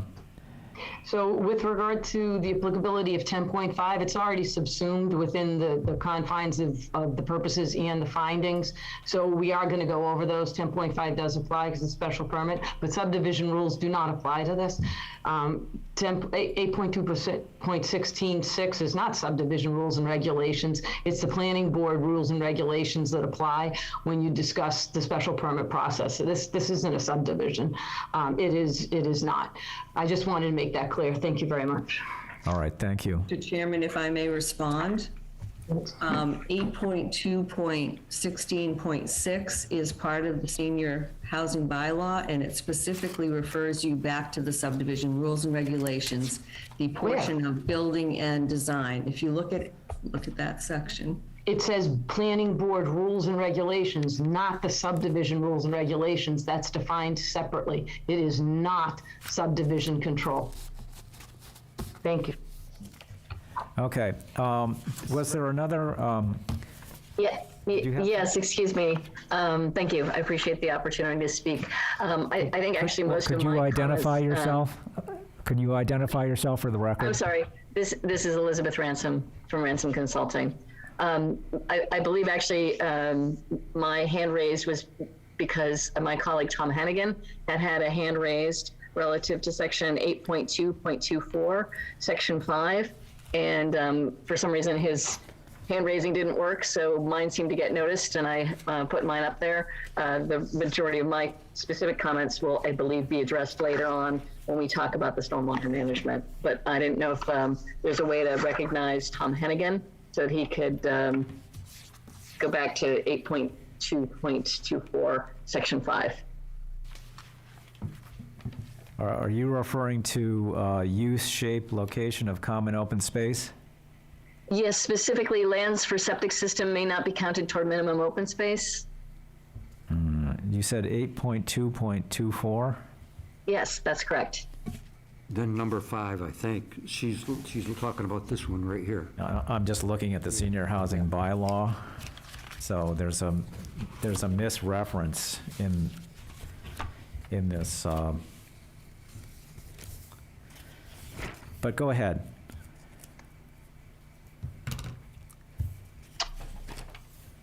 Yeah, so I'm sorry, this is Tom Hennigan. Thanks for the opportunity. Just going back to 8.2.24, number 5, you had gone through that and indicated that the septic system was included in that common open space calculation.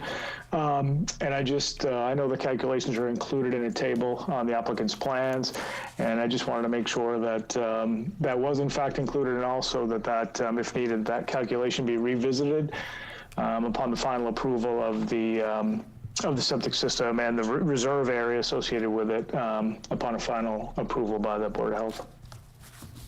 Okay. It is the right bylaw. All right, So any other comments? I think the point there was just simply that maybe that's still an open question as opposed to a satisfied. Do you want me to address that, Mr. Mitchell? Go ahead. Sure.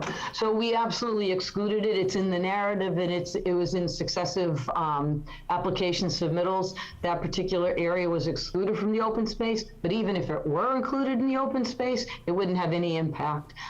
We are so over providing for the open space that it has no bearing on the qualification for this particular development and the open space requirements. It's 15%, we far exceed it. But anyway, as I said in my submittal, the septic system and one of the stormwater management systems have to be removed from the calculation of open space, and that's included on the most recent set of plans, and it's about 1 acre total. Thank you. All right, thank you. Any other comments from the participants? No hands raised? Okay. Mr. Chairman, I just wanted to point out that while we didn't go through findings, I understand that why we didn't do that. The idea was to hold the 8.2.1 purpose toward the end, because it's kind of a summary of where the project seems to be going in terms of how it aligns with the bylaws. And even though you can't you can't finish that, you can certainly take the pulse of the board to see how they feel the project so far fits into the purpose. Well, you know, this goes counter to actually what you have been advocating, Jonathan, is that we consider the totality of the proposal, and we're missing some significant information. So we could go through this and discuss it, but I believe it's too early. But if people want to take, you know, some set aside to talk about this, that's fine with me. But again, it's like, you're asking me to give you an opinion when I don't have sufficient information. And I quite frankly think it would be prejudice against the applicant for people to be generalizing without information. Yeah, I hear that, I guess. I'd love to hear from other board members. I hear and understand your concern. Do you want to go through this, all 5 of these? No, I was going to ask other board members how they feel about holding off on purpose or weighing in on purpose. I think it would be very useful to discuss purpose and findings together. It's like that's how you review the whole plan and say, well, what is our objective and what did we find? Rather than splitting them up. I agree, but Corey? Yeah, however you want to do it. I mean, I don't see how it would be unusually biased. I feel like we're largely filled with information on how most of the purposes are satisfied, but, you know, regarding something as like the pricing of the homes, we haven't really seen anything on that, so we are short information there. But in most other areas, I think that the purpose is generally satisfied. Marnie? I would have to respectfully disagree with Corey. I think that, in my mind, the purposes may or may not be satisfied, but I certainly have questions with respect to all of them, except for I can be clear with respect to the fiscal impacts. I think the fiscal impacts are certainly positive in the short term, but we also have to consider the long-term consequences to the watershed, and that is something that may not be known for a longer period of time. So again, I don't feel that I have sufficient information to say that that's satisfied or not. And the others are open questions in my mind at this point. Richard? I'm not quite sure what's going on here, but I think that you've got the most experience of anybody on the board by far, and I would prefer that we not try to second guess how you're leading us with this. Yeah, but we have a lot of good people on this board. I agree. So you're non-committal, Bill?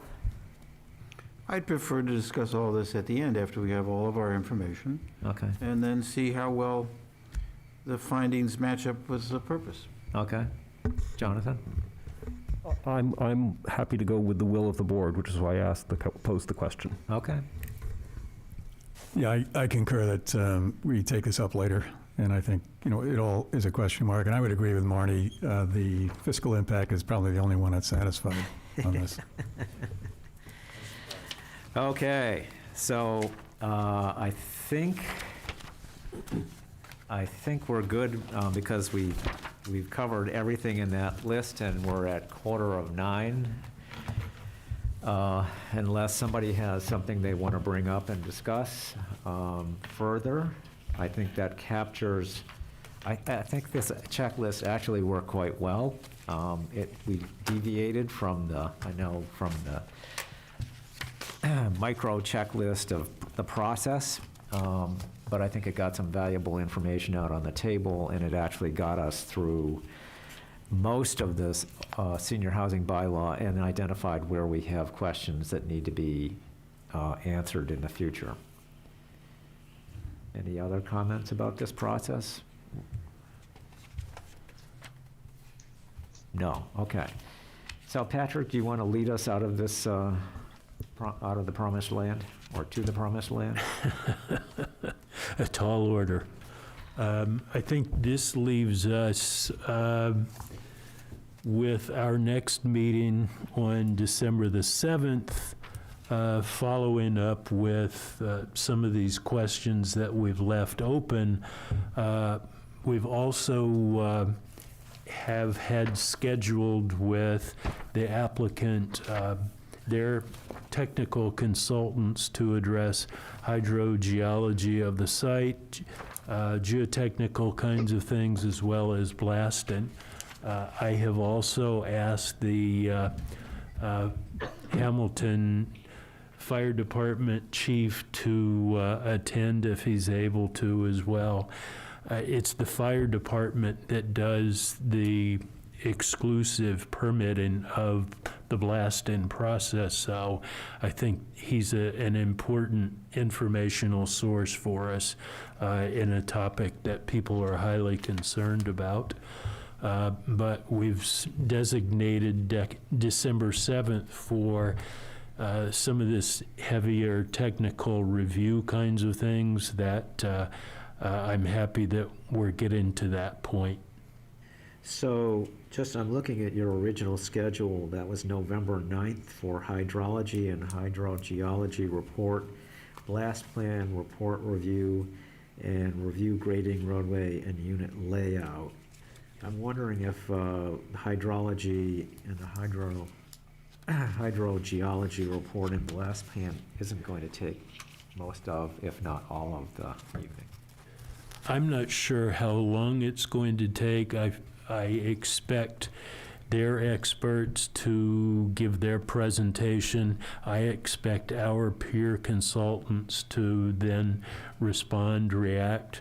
Then I expect some public comment as part of that equation as well. I think that's a safe assumption. Yes, sir. So I think those first two probably are going to be more than enough, because there's going to be a lot of technical data that's going to be presented, and I don't want to be having one of those situations where we've got a 16-ounce glass trying to pour 24 ounces of information into it, and we just become glassy-eyed. So I'm going to suggest the hydrology and hydrogeology and the blast plan be the primary topics. Okay. So also, may I add, Mr. Chairman, if we are waiting for the peer review by the town, we would like to be able to have that accomplished. Can I ask you as well when the second meeting would be in December, just in addition to this first? And if there is one because of the holidays, I just want to make sure. 21st. Yeah, we have on our calendar the 21st. Okay. Right. Thank you. I didn't know if it was still in play because a lot of boards have been shifting schedules recently. Okay. Oh, no. Yeah, I think that we've found that having a planning board meeting on back-to-back weeks is informationally havoc. I would agree with you there. It can be So difficult. I think having the benefit of at least a couple of weeks between meetings certainly works to everybody's advantage to be prepared. Right, and I just, my only concern is that we get those reports back and that your peer reviewer be prepared for that meeting. And, you know, because of the intervening holiday, I just didn't know how they were going to Sure. work it out. So I'm still waiting to hear back. Okay. Mr. Chairman, may I ask a question about timing? Please do. Has the applicant provided a hydrology or a hydrogeological report? If so, I don't believe I've seen it. Patrick, can you answer that question? Yeah, I have, we've gotten a first round, have we not, Jill? You did, and I thought I had seen that you distributed it, honestly. Yeah, I'm pretty The peer sure I review, sent it's, that out to everyone. Ms. Lyons, it's part of that peer review response that I had submitted. It was under my letterhead, and I think, I thought you were on it. Yeah, I think did it's see the been peer about review 6 response, weeks but I ago. did not see specifically a hydrology report or a hydrogeologic report. Yeah, we provided an assessment of the hydrology on the site, and then an assessment of the blast plan. I mean, you have to also read, obviously, the stormwater management report, because that's a very important part of the hydrology. And that was what Ms. Ransom had referred to. But Patrick, I can't speak to, Mr. Effett, excuse me. If you didn't get it, I mean, we definitely will distribute, I won't, but Patrick would. Because I thought you were included in that list. I will look more closely at that package. Thank you. Yeah, I think it was about course. 6 weeks ago, Deborah. Yeah. Did we receive it? Yes. I I don't remember receiving don't it. have it. It was that email, it was the email, Patrick, with Mr. Effett, with the Tata and Howard response. Right. Yeah, I don't think anybody on the board has received I'll that. send them out. I saw it go out to all board, I thought. Yeah. It- You know, I will admit that there's been such a flood of information that it's been easy to receive them and not necessarily have the ability to have got to them, especially as we've been more focused on zoning-related matters, affordable housing matters for a couple of months now. Okay, so you'll send that information back out to the Yep. board? Okay. I have a suggestion, and I'm not married to it, but I would be interested in comments from board members. But it seems to me that it might be beneficial to consider the blasting plan first and its potential effect on hydrology before we go forward and look at any hydrology or hydrogeologic reports. So, Ms. Crouch, I think that if you read my response letter to Tata and Howard, and then, you know, because I just did that, a very small summary, it kind of, it brings all three together. And honestly, you really need to read all three plans together. I'm sure, but I don't. It's believe- very difficult to try and read the blast plan without the other I reports. just said doing the blast plan first, but they clearly are interrelated, but Oh, I yeah. confess I have seen none of these plans. I don't know whether they've been circulated or not. Have you all received? Nobody's received No, them. we haven't received them, so. I only sent them in late last week, so it's possible that Patrick didn't get around to doing it, honestly. That's why I suggested that the blasting and the hydrogeology be considered together, because they're intertwined. And we can't consider one without the other, because obviously they're going to impact each other. So, okay, Patrick, can we vote to continue this special permit hearing? Yes, For sir. 133 Essex? Yes. Okay, so would somebody make a motion to continue the hearing to December 7th. December 7th, 2021 for special permit? I move that we continue the hearing to December 7th for the hearing on 133 Essex Street. Do I have a second? Second? All right, Jonathan and Marnie seconded it. Roll call vote. Emil? Emil Dahlquist, aye. Jonathan Porter, aye.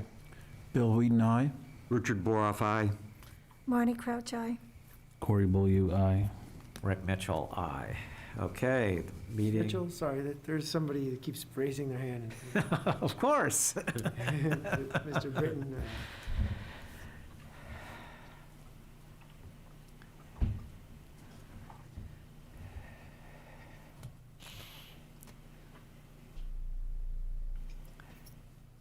So it's Peter Britton. Okay.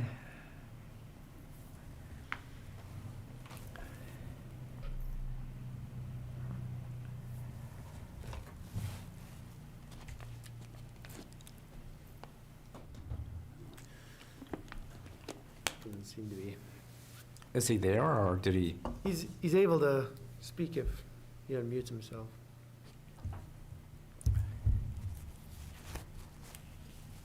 Guess not.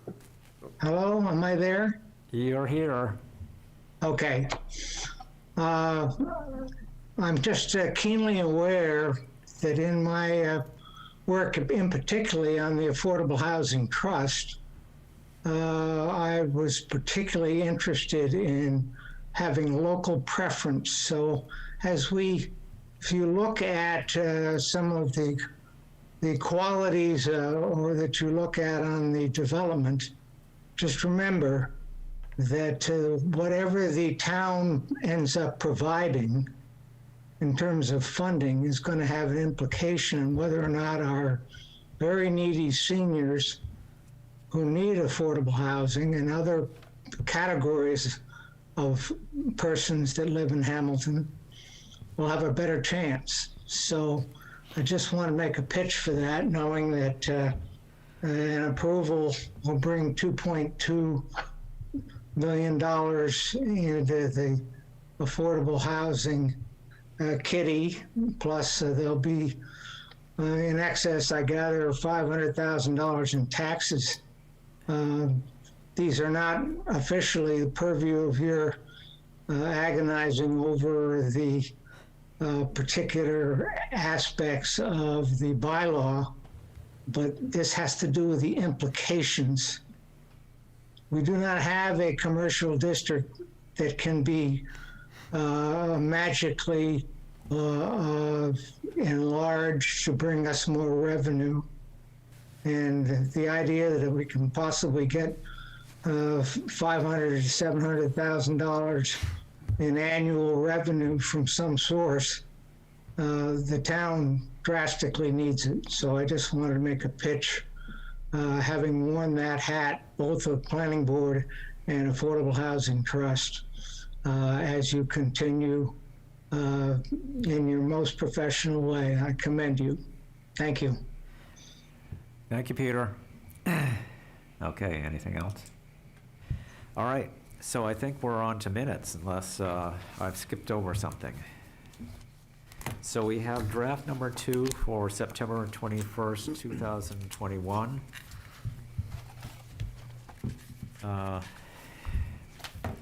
Any comments, questions on September 21st, 2021 minutes? What was missing in those minutes was the list of the reference items.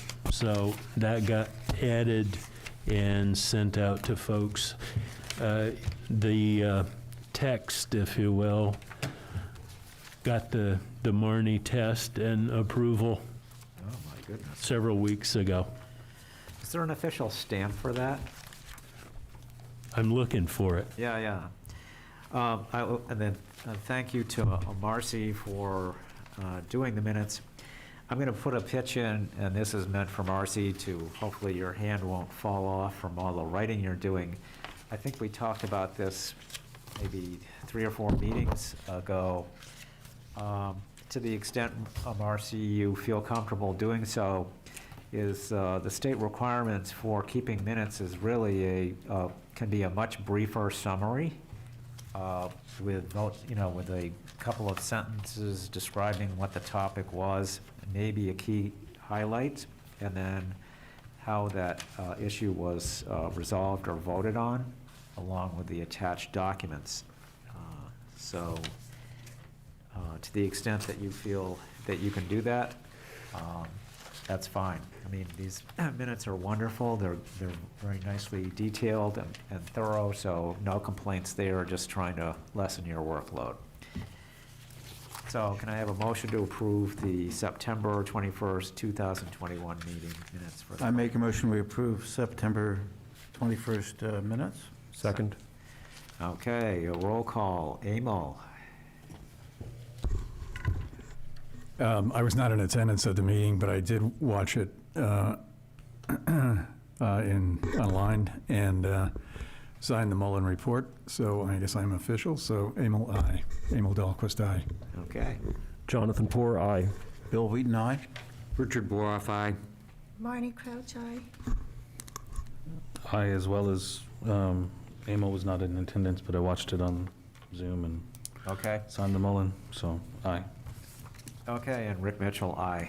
All right, so September 21st are approved. Now we have draft number 1 for November 9th, 2021. I have a comment on page 4, second paragraph. Okay, hold on 1 second. Paragraph 4? No, second paragraph, page 4, second paragraph. Sorry. Go ahead. So I would change it to Marnie Crouch had a supplementary bylaw data summary that was intended to follow up on the initial checklist, something to that effect. It's not an alternative, it's the purpose is to track. It's not alternative. So it really had a bylaw data summary, period. Yes, that'd be fine. Okay, so cross out had an alternative and dynamic method which included. Right. Okay, anybody else have comments? I had several stylistic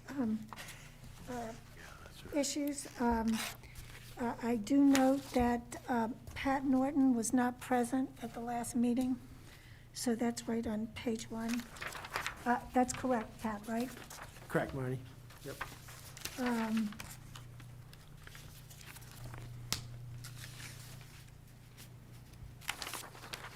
And then Emil's name has been misspelled a few times. So I'd be happy to go through and make those stylistic corrections and also address the comment about the data summary document. Okay. So we'll defer that pending your comments and the corrections. So I can do that, and then we can approve them at the next meeting? Yeah. Is that your- Yeah. Okay.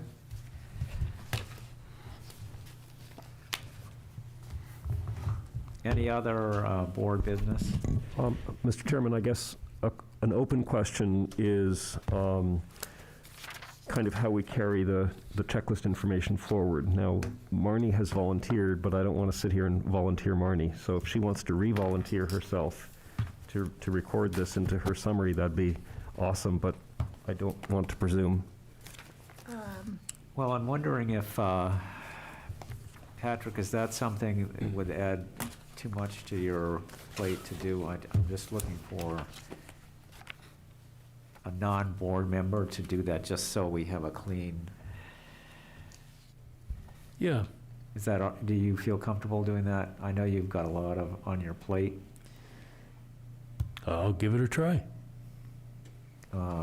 Or you could work with Marnie to, because I'd like it coming from you. Right. That I have any issues, I just want to make sure Oh, no, there's a clean, objective. This is the checklist you were speaking of? Well, What we now just did. the process would be to take the information that we decided on the checklist and carry it forward to your dynamic list, Yep. your living document. Use it as a tool. Maybe maybe it would be good for you to do that, and then through Patrick. So, because you really have, unless Patrick, you have a problem with that, because she has the list and she's very good at populating. I actually, in my document, I'm summarizing the evidence. I don't know how I can integrate the checklist other than in the column headed vote. Right, that's what I was thinking, is if he kept the checklist, he was the keeper of the checklist, and They could live separately, that'd be fine.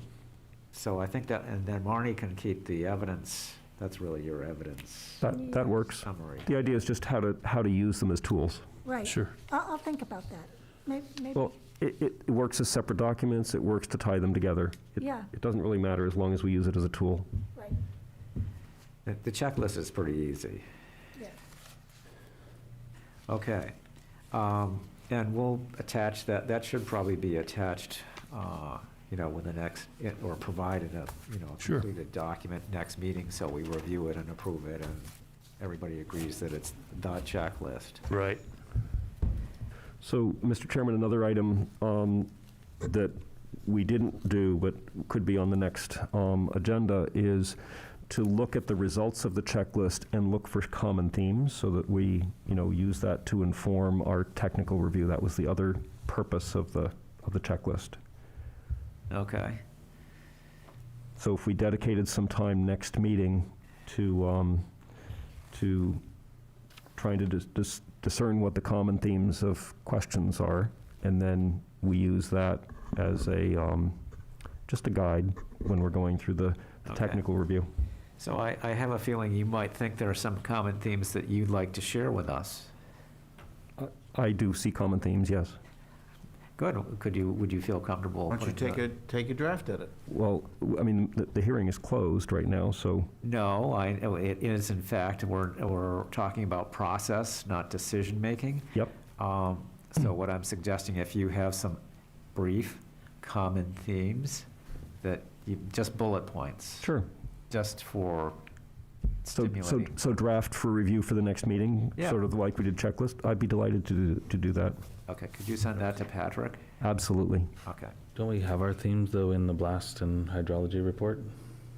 Is the blast and hydrology report not the theme of the next meeting? Or- Well, that's a report, but it's not a theme within the project. Okay. So, Yeah, no, we're going to be doing the blasting and hydrology report. That's going to consume probably more than one meeting. And Patrick, I think since you missed the last meeting, in order for you to retain your position as an alternative, somebody that, in case somebody has to drop out for whatever reason, can you watch the last session and file what's the report? A Mullen. Thank you. A Mullen document? No problem. Okay, that would be good, because you're an important component here, even though we don't get your vote. You could be jumping in at any moment. Appreciate it. Okay, very good. Any other discussions, Patrick? Interesting situation. We have a young couple who are leasing the Green Meadows Farm. They're going to be calling it the Iron Ox Farm. They want to erect a number of greenhouses on the property. I believe they also want to operate a retail farm stand through several months out of the summer and shoulder seasons. Their use requires a site plan, not a special permit, but a site plan. The site plan requirement is that the application be prepared by an architect, engineer, landscape architect, but they'd like to save the expense. They'd like to do a hand drawing of the greenhouses appropriately scaled and place it on a survey that they have of the property. This is one of the things that the board has the ability to waive a requirement as part of a site plan review. And I told them that I'd put this request before the board if the board was willing to accept and review their plan, absent it having been prepared by a professional and having been hand done on a survey. So there's the request. I have no problem with that, as long as there's sufficient detail so that we can actually understand what they're proposing and know the scale of those buildings. Sure. So, I would say we would certainly entertain it, but Right. if upon presentation, there were lots of questions that we felt needed to be answered with more professional drawings, then we could request them, so, That sounds know. fair. yeah, Yeah. yeah. Yeah, that sounds fair. Okay. everybody okay with that? Good. Anything else, Patrick? That's it for me. Anybody want to make a motion to adjourn, or would you like to stay for a little bit longer? Motion to adjourn. Say again? I make a motion that we adjourn. Second. That's, Bill, that's, and we have a second by Jonathan. Okay, roll call. Corey. Corey Beaulieu, aye. Gordon Crouch, aye. Richard Boroff, aye. Bill Wheaton, aye. Jonathan Porter, aye. Emil Dahlquist, aye. And Rick Mitchell,